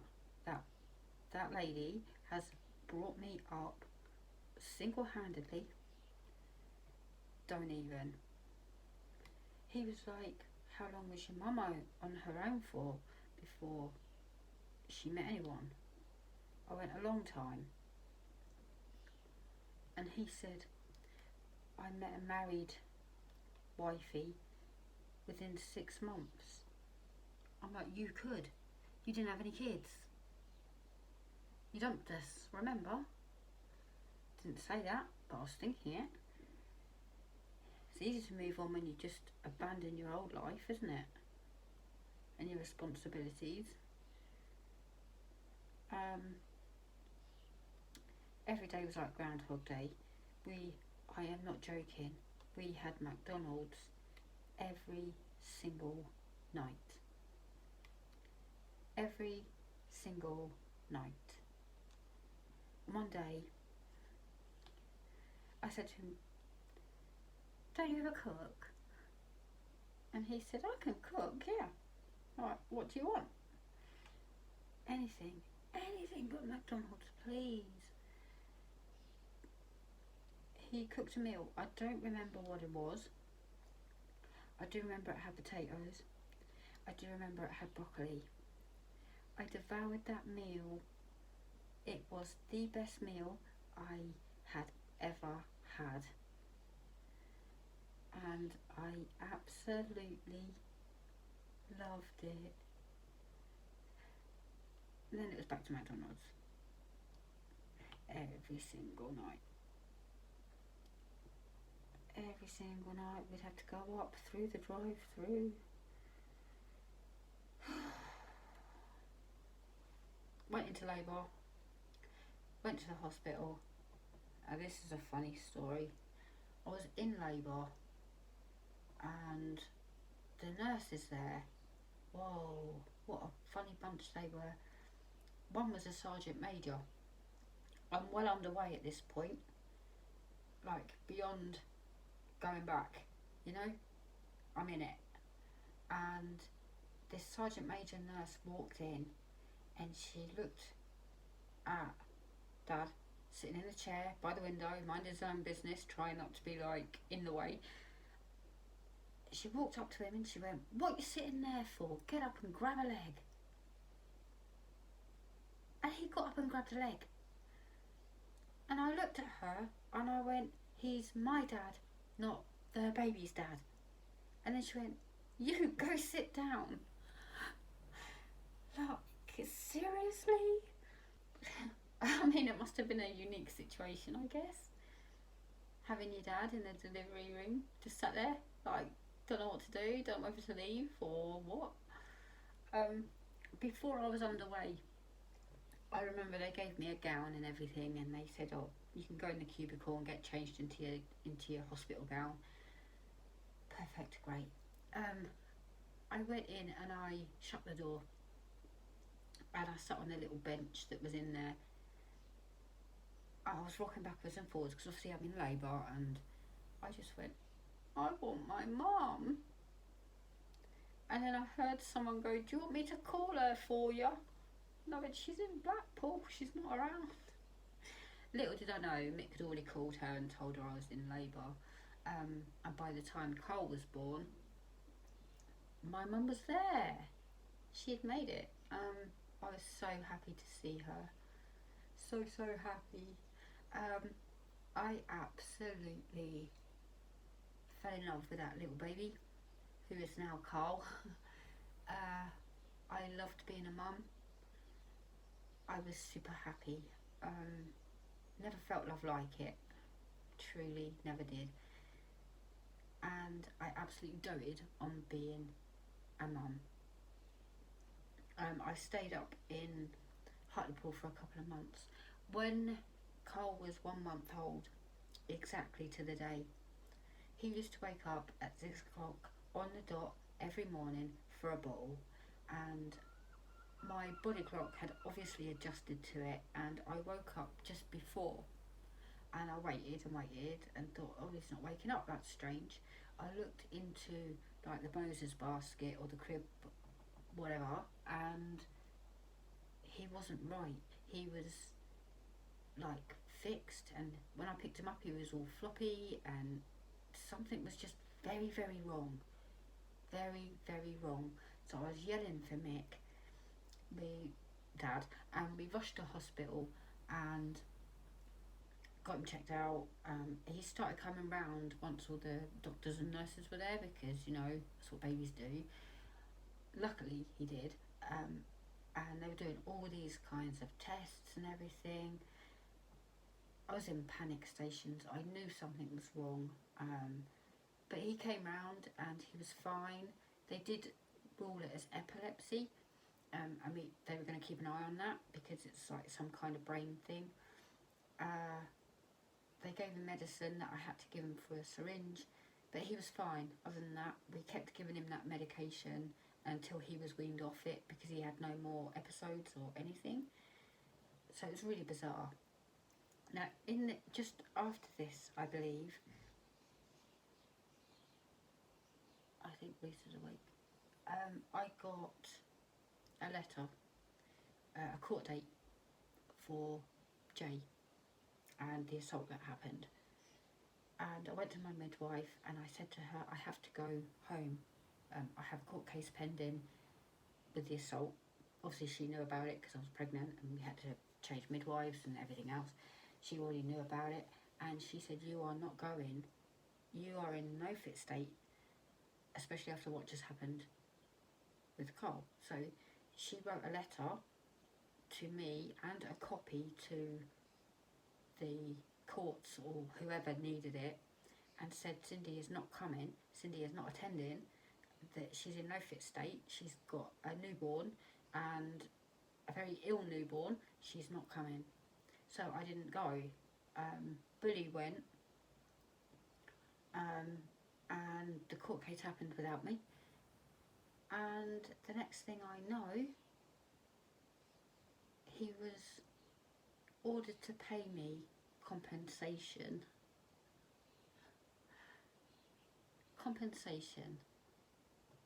of £100.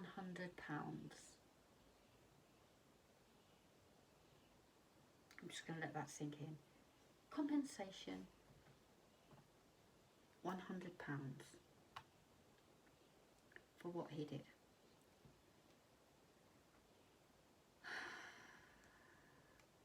I was on the phone to my mum and I said, that's rather insulting, don't you think? I was estranged from my mum.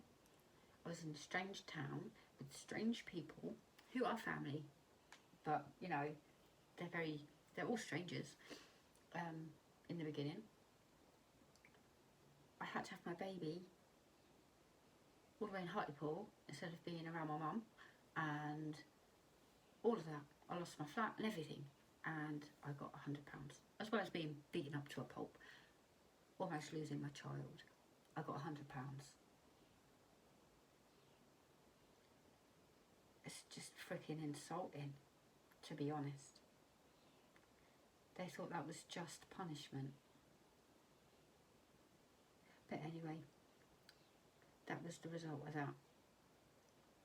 A couple of months later, as I settled into motherhood and all that jazz, I said to my mum, I'm ready to come home, because my dad, Mick, was driving me slowly insane at this point. Every day was like Groundhog Day. I was sick of McDonald's. And his wife, she completely ignored me from getting there to leaving. They slept all day and was awake all night. I was awake all day and asleep all night. So what was I supposed to do? Just sit there and slowly die? Alright, I'll be right back because Reese has just woke up. I'm back. It's now night time. Reese is back in bed. A whole day passed. I have been carrying on with this painting. I have actually been doing it.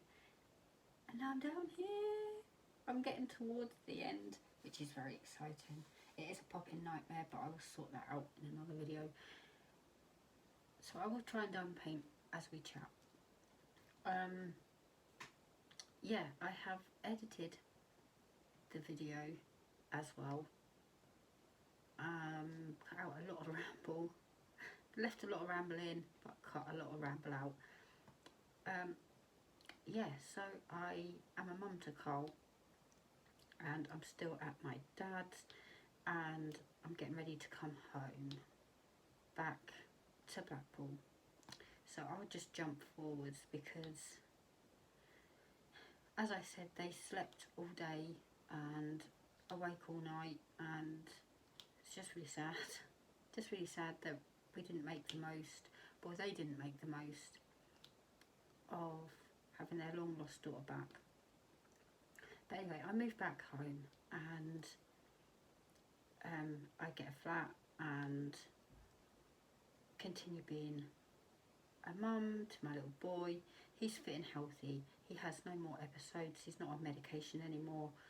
He is fit and healthy, and absolutely loved being a mum.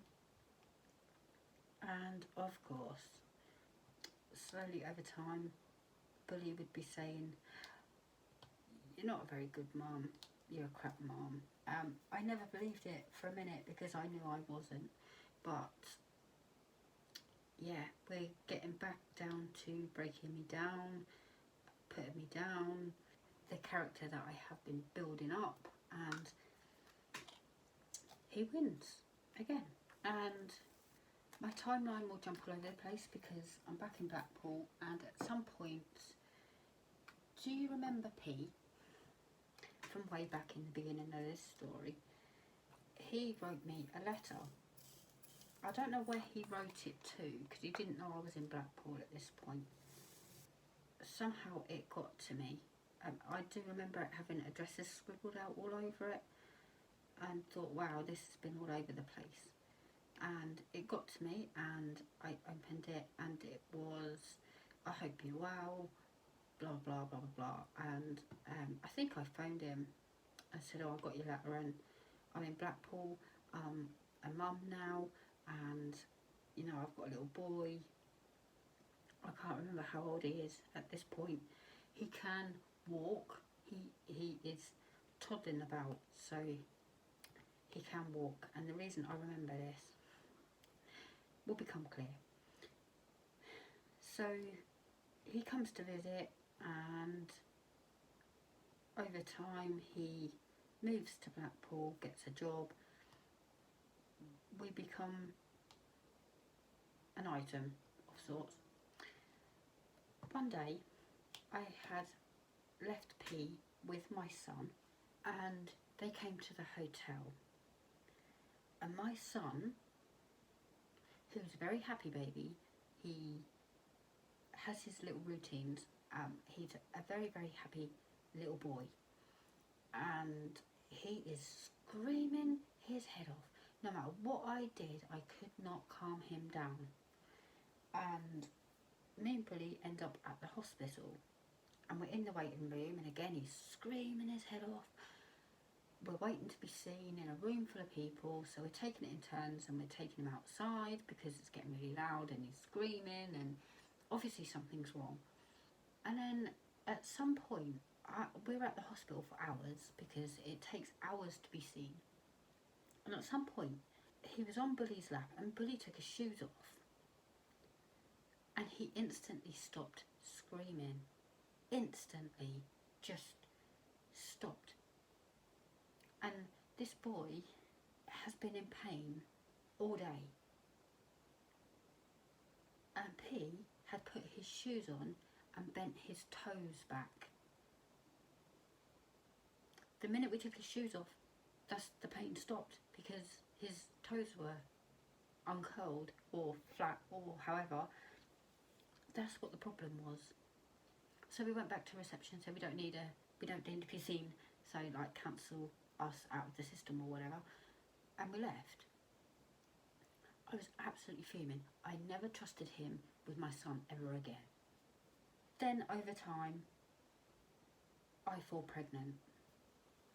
I was a bit more excited because obviously I've done it before and told him I was pregnant. He was excited. It was his first, my second. And the pregnancy was fine. We were fine. Again, I can't say I was overly happy. I was being abused in the background. I was a mum, and now I'm pregnant with my second child, and we lived in this big flat. I lived in a big flat, and he moved in and everything was fine. I wasn't even halfway through my pregnancy. I hadn't had my halfway scan where they can tell you if it's a boy or a girl yet. And my phone rang. Now bear in mind, my life is just happening. I'm very present in it as far as I can be. And my phone rang early one morning. And I answered the phone and it was Bully. Who else is it going to be? And he was like swearing down the phone. Where is he? And I'm like, where's who? You've just woke me up. I don't know what you're talking about. Where's who? Who do you effing think I'm talking about? In the pit of my stomach, I knew. And I can't explain that to this day. I just knew in the pit of my stomach. And I went, hang on a minute. I jumped across the bed, opened the wardrobe, everything had gone. And I went, he's gone. He's taken his stuff and he's gone. What do you mean he's gone? Well, he's gone. His stuff has gone. He went, I'm coming over. I was like, fine, knock yourself out. I had no idea that anything was wrong to this point. Why he didn't sit me down and go, look, this isn't working out with me or whatever, I honestly don't know. He just upped in the middle of the night and left while I was sleeping. So he's on his way round, and I'm not too far from the house. I'm like literally a 5-minute drive, if that. I went in the kitchen to put the kettle on. Bear in mind, he moved in with me. Everything in that flat was mine. I had one mug. He had taken all the mugs. I can't explain that to this day. My son, he was obsessed with Curious George, and he had it on a DVD, and we played it on a loop every day, all the time.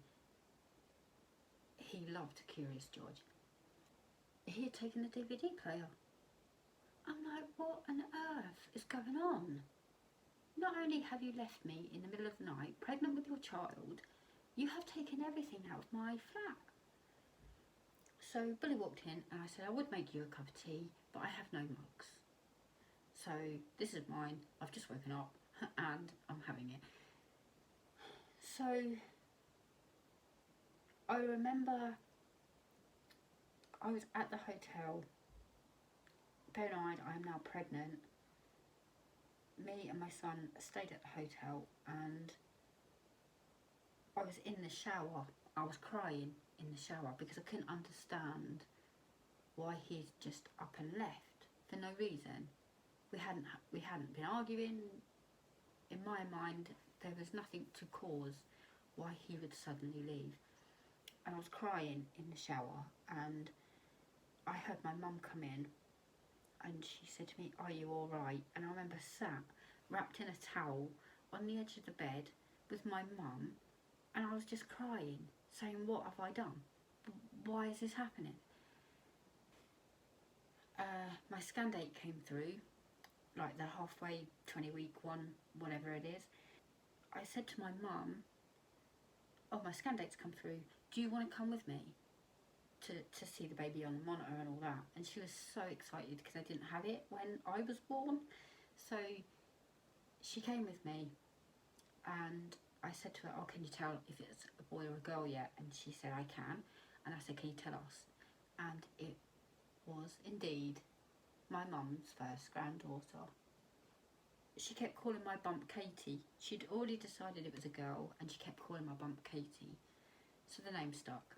And I was heading towards the end of my pregnancy when Katie's dad got back in touch with me. Oh, I'm sorry.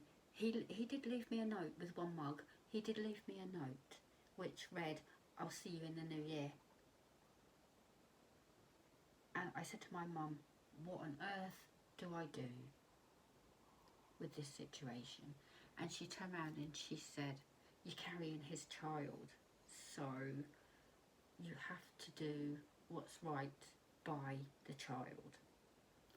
Okay then, I'll be the bigger person, shall I? Towards the very end, I moved Carl in with me, and I put him in Carl's room. I went into labour, and I called Mum and Billy and said, "I'm in labour." Went to the hospital and got checked over, and they said, "Oh, you're far too early. Like, go for a walk, go to the canteen, you know, go and have a cup of tea or something to eat or whatever." And we sat at the canteen, and I was in labour. I could feel the pain, and this lady sat next to us and said, "Oh, can you tell me when it's 7:05, because I have to take a medication?" And I was like, "Sure." And I was getting further and further on in my contractions, but I couldn't leave because I had to tell her when it was 7:05. And I went, "It's 7:05 now," and I got up and walked off, like saying to P, "Let's go, I've got to get back to the ward." And true enough, by 7:30, Katie was born. And I had to stay in a little while. I was very anemic, so yeah, they just looked after me basically, and then everything was fine. Katie was fit and healthy, and we went home, and my son absolutely loved having a baby around. Every time Carl was missing, I'd be like, "Where is he? What is he doing?" He would be sat in the Moses basket on top of my bed. Katie would be at the bottom of the Moses basket, and he would be sat with his feet around her. He sat there. I kept picking him up, like, "Stop it, leave your sister alone." He would be back in there, like within minutes of me getting him out. I couldn't play with him, I couldn't distract him, I couldn't put Curious George on. He was obsessed with Katie. He was very, very close to her. The guests were coming to the hotel, our regulars.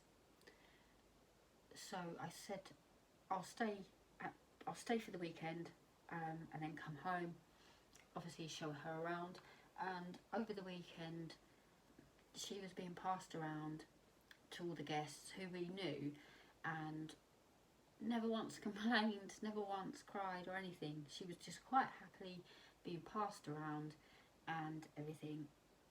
And then I went to bed that night, and I remember feeling exhausted because I hadn't long had her. I was so tired, and she woke up in the middle of the night and she was crying, so I picked her up, gave her a bottle, winded her, put her back down in the basket. Nope, not having it. She kept crying, changed a nappy, put it back in the basket. Nope, not happy, still crying. And I'm like, what is wrong? Why are you crying? I had done everything I could possibly think of, and I was exhausted. Every time I put her back down in the basket, she cried. So I ended up putting my arm around her, laying her on the bed with me, and she fell asleep. And then I went to pick her up, put her in the basket, and she cried again. So I picked her up, put her back in the position where I was cuddling her, essentially. I had my arm around her, and I fell asleep, she fell asleep. And then in the morning, Billy burst through the door and he went, "Oh my God, what have you done?" And walked straight out the room. And I'm like, "What are you talking about?" And I looked down.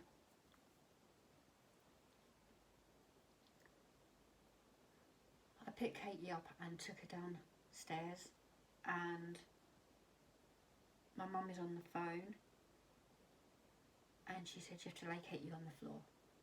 And I'm like, okay. Obviously I knew something was wrong. She was doing CPR. The ambulance came. We all got in the ambulance, me and my mum and Katie. And we went to the hospital, and we sat in this room and we were waiting and waiting, and this doctor came in and he said, "I'm so sorry, there's nothing more we can do." And I didn't hear another word out of his mouth. I went into complete shock. I went into complete breakdown mode. All I remember is Bully had come in, and basically we said that she had died and nothing could be done, and he was trying to get hold of the dad, the baby's dad, and I said, "I'll try," and I rang, couldn't get through. He said, "I'm going to go and find him. I'm going to go and find him." And we went back to the hotel, and a liaison officer came with us, and he kept coming to me saying, "Oh, I need the milk." And I was like, "Okay, it's over there." Then he said, "I need the ones that you made up." And I went, "Okay, that's in the room and over there." "Oh, I need this. And I said, "Stop asking me, just take what you need. You don't need to keep asking me for every item, just take what you need." And then they came up to my mum and said, "Well, we need to take the pillowcases, we need to take this, we need to take that." And mum sort of echoed what I'd said, "Whatever you need, take it." And I remember going over to the park with my mum, and she said to me, "What do you think happened?" And I said, "I think I might have rolled onto her, because she wouldn't settle, and the only place she would sleep is right next to me. And I think I might have possibly rolled onto her." And she said to me, "No matter what happened, we will deal with it."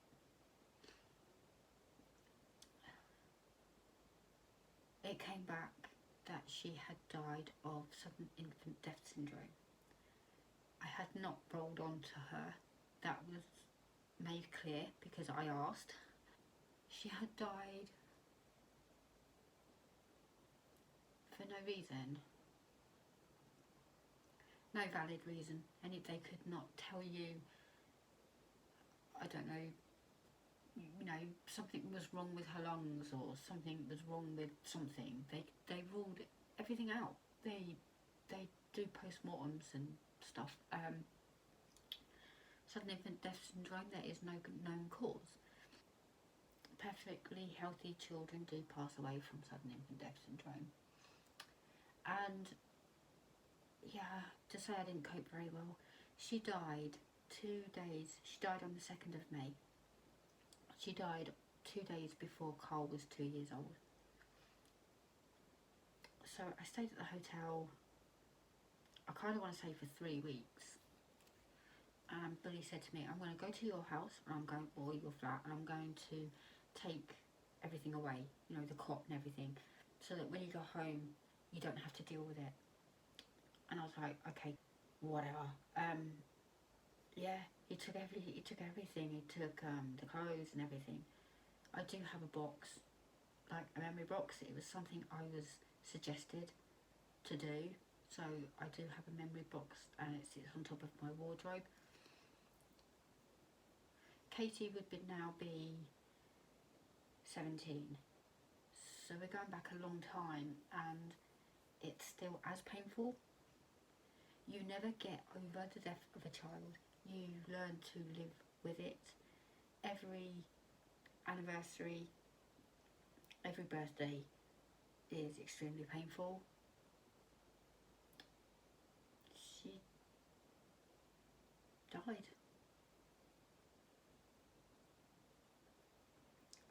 So, putting my life back together was extremely difficult. I stayed at the hotel for a long time. Then I went home. Katie's dad was still around. My mum kept phoning me to make sure I was okay. And she said, is he home yet? Meaning Katie's dad. I said, no, not yet. Then she called me again. And I broke down on the phone.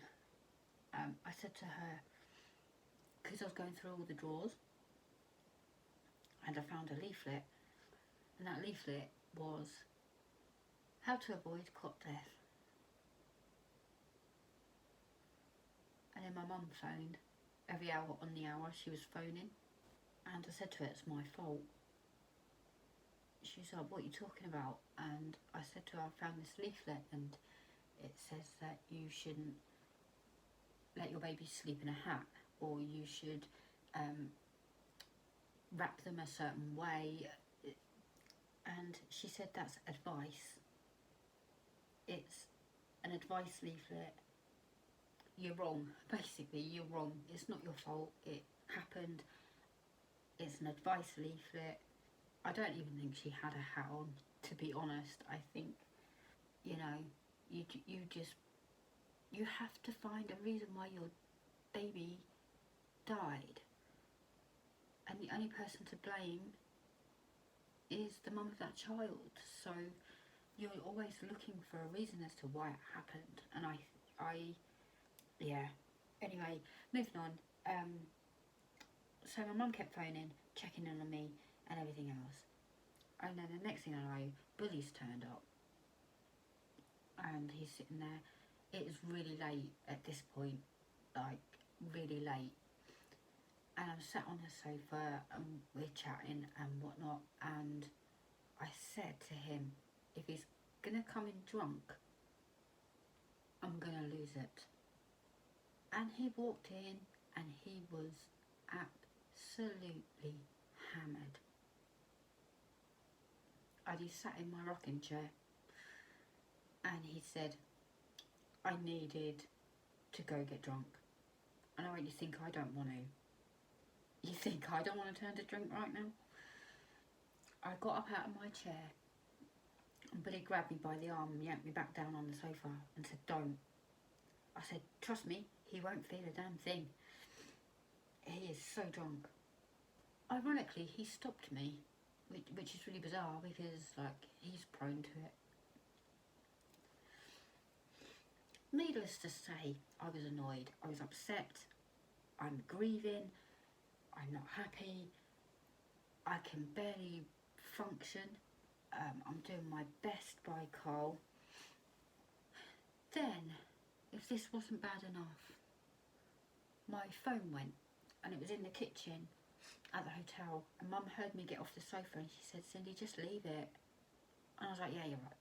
So I sat back down and went back to sleep, and I woke up in the morning to check my phone, and it was Katie's dad, who was saying, I know where you are, I know what you're doing, and I'm like, I'm with my parents, like, there's, you know, what are you on about? I'm pretty sure he was drunk when he sent it.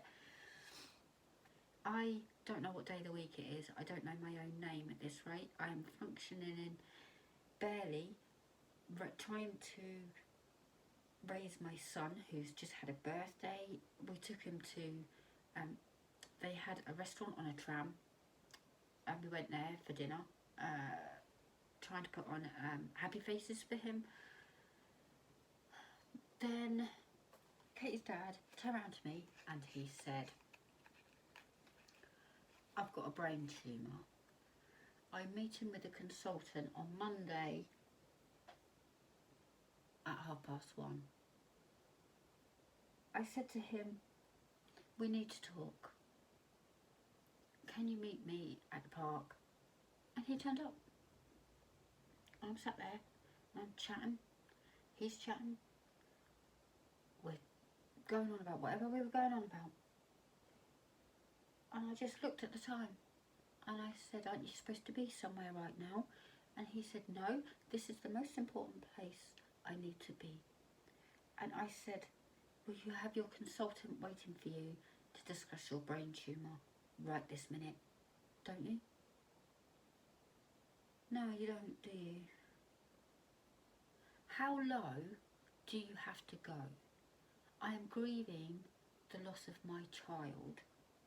I never once saw him cry, and I'm not saying he didn't, but I never once saw it. I never once saw him grieve in any way, even at the funeral. Now, okay, he could be holding it together, he could be grieving privately. I'm not sure I buy it. I'm not saying he didn't feel it at all, he must have done. But to tell me that you have a brain tumour when all of my attention and all of my focus is on me losing my child, our child, and trying to do the best by Carl and trying to be present for him, and, you know, I didn't neglect him, obviously. I was still a mum to him, the best I could be, while grieving. Needless to say, he left again shortly after that. I slowly got my life back together. I couldn't live in that flat anymore, so I moved to... Bully knew the landlord. He was a landlord, he was a friend of his, and he put me in this flat, and I was quite happy there. Getting my life back together. There was a supermarket across the road, which was perfect.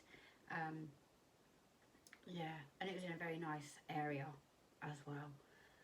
So I don't remember how far on in my timeline I'm moving, but here comes a really lovely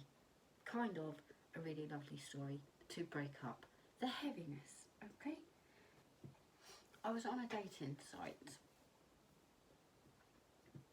I haven't been with anyone since Katie's dad, and this person kept popping up.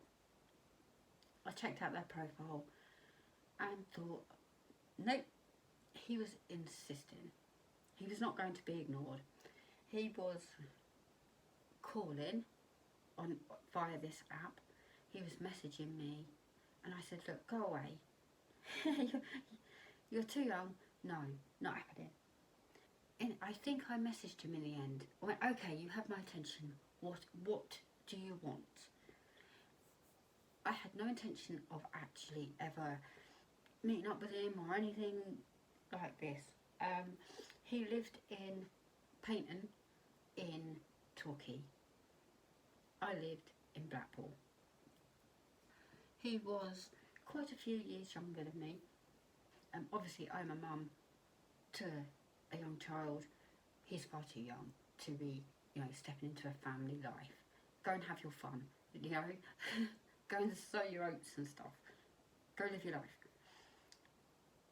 We ended up getting on very, very well.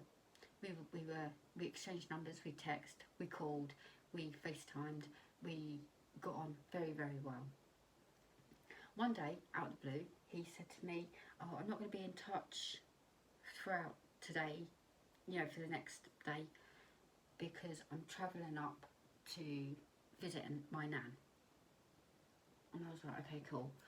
So we didn't talk much that day, but I kept messaging him randomly throughout the day and said to him, "Oh my God, there's been, I don't know what you call it, but there was no running water in the whole area. The water had been cut off, effectively." At some point, the door went, and I opened the door to the guy who I had been chatting with. And in his hand, he had a bottle of Buxton water and a packet of Haribo. He had brought water for me, because we had none. He obviously got my messages. And a packet of sweets for Carl. I remember I said to him, "Do you want a cuppa?" And I went in the kitchen and I was shaking. I was shaking. He won me over, okay? He completely won me over. He was very mature for his age. And, you know, he had his own flat and everything. We were FaceTiming and got on really well. His name was Gaz.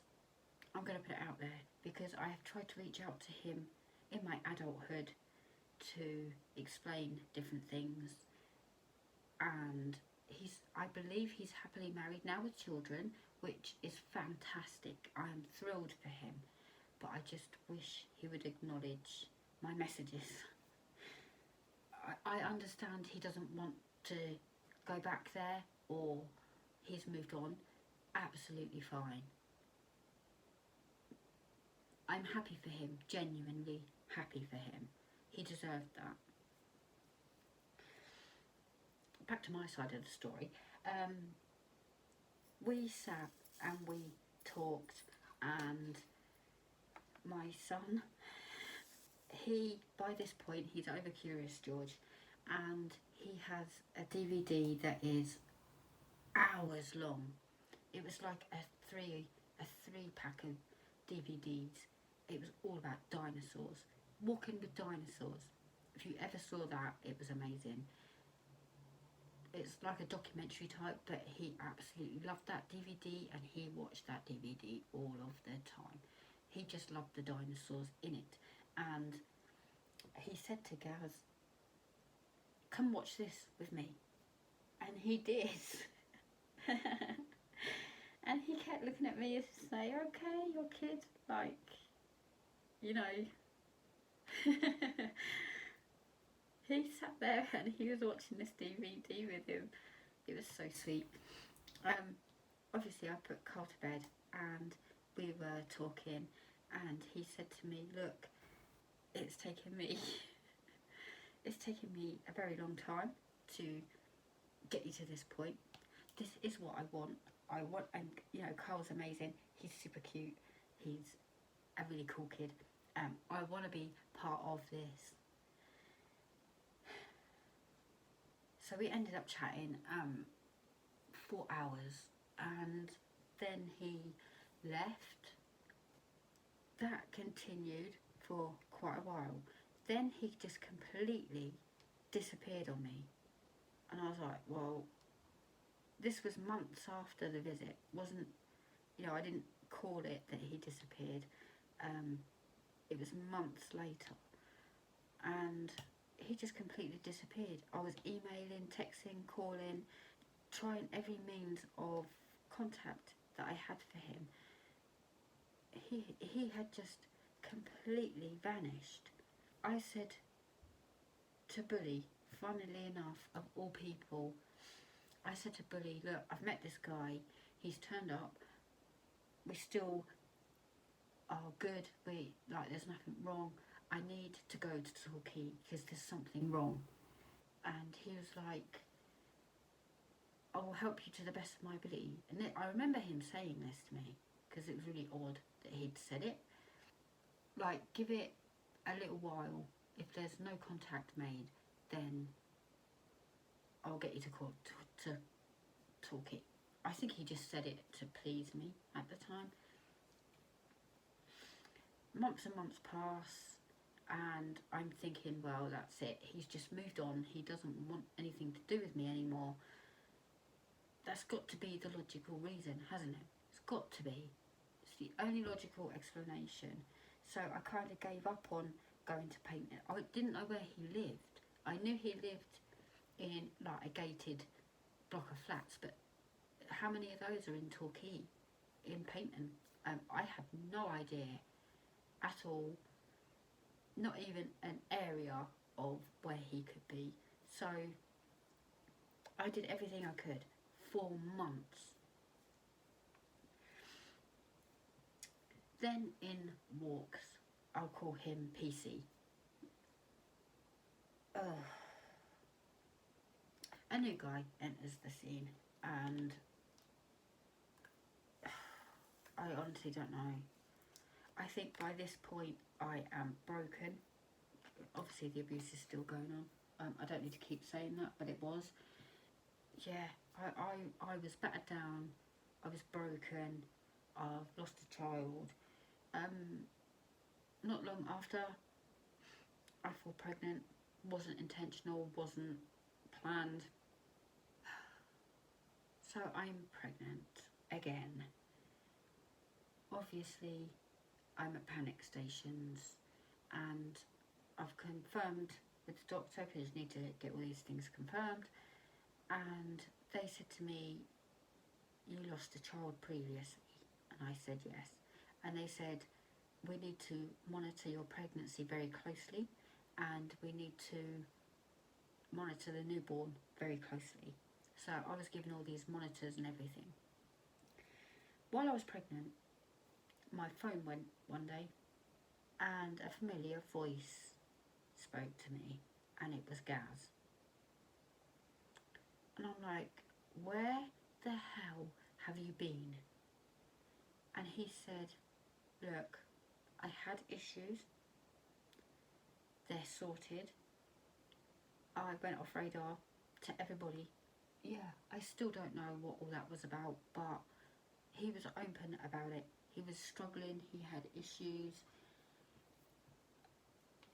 and he said, I've had a lot of time to reflect and look back, and you and Carl are what I want in my life. God damn, why couldn't you have called me a couple of months earlier? Heartbreakingly, had to tell him I was pregnant. And I heard his heartbreak down that phone. We stayed in touch for a while. Not as much as we were, you know, it wasn't FaceTiming and calling each other all the time, and how I wish he got back on his bike, or however he got to me. I think he came on his motorbike and came and got us, because I would have gone. But needless to say, that didn't work out. And slowly contact died out. Yeah. The one that got away, I reckon. That's what I always say about him. But yes, I continued with the pregnancy, and PC was a compulsive liar, like Amber Heard style. Lied about everything. Didn't need to lie about it, but he did. And his mum, who lived in Blackpool as well, she moved to Blackpool to be with him. It's all very weird. She was in my face. She was buying high chairs and prams. She was doing everything for this unborn baby. The minute the baby was born, she was done. She had very little contact. It was very weird. I cannot explain it. I went into labour and I got to the hospital and I knew. She was like, oh, you're not ready. And I went, I'm telling you, I'm further on than what you think I am. I've done this twice before now. I'm a bit of a pro at it. I'm telling you, I'm further on. I want to push and you're telling me that I'm nowhere near. Something is obviously wrong. They ran off and they got someone and they realised that the baby was in distress. So had I not pushed and said that, God knows what would happen. They said, we need to rush you in for an emergency C-section. Bear in mind, I'm terrified because what happened with Katie. So I'm wheeled, I have had to take these pills, I'm wheeled down and I'm screaming at them, save the baby, don't worry about me, save the baby. And they're like, nothing's going to happen, like stop it. And they had to knock me out because I would not stop screaming, save the baby. Obviously I was knocked out when Reese was born. They did an emergency C-section and the cord was wrapped around his neck and the sac that he was in had burst. So he was in danger, essentially. But all is well. He's fit, he's healthy, and you've met Reese. You know, he's fine. But yeah, healing from that C-section. He was born on the 2nd of December and I was supposed to be hosting Christmas that year. My very first time ever hosting Christmas for the family. Needless to say, that did not happen. I was laid up, you cannot move, and even the doctors and nurses said to me, if you even attempt to push that buggy even, you'll be back in here. And I love you guys for what you've done, but I don't intend seeing you again. So yeah, I was very cautious. Laid up for quite a lot of it. It was horrible. It was painful. It was uncomfortable. I couldn't be a hands-on mum. It was awful. But I healed. Got back up on my feet. I am going to clip this video here. So this is part 1. It's been over 2.5 hours long. I have cut out a lot of my story to make it into 2.5 hours, but I will do a part 2 where we carry on with PC and moving forwards. I hope you join me for part 2.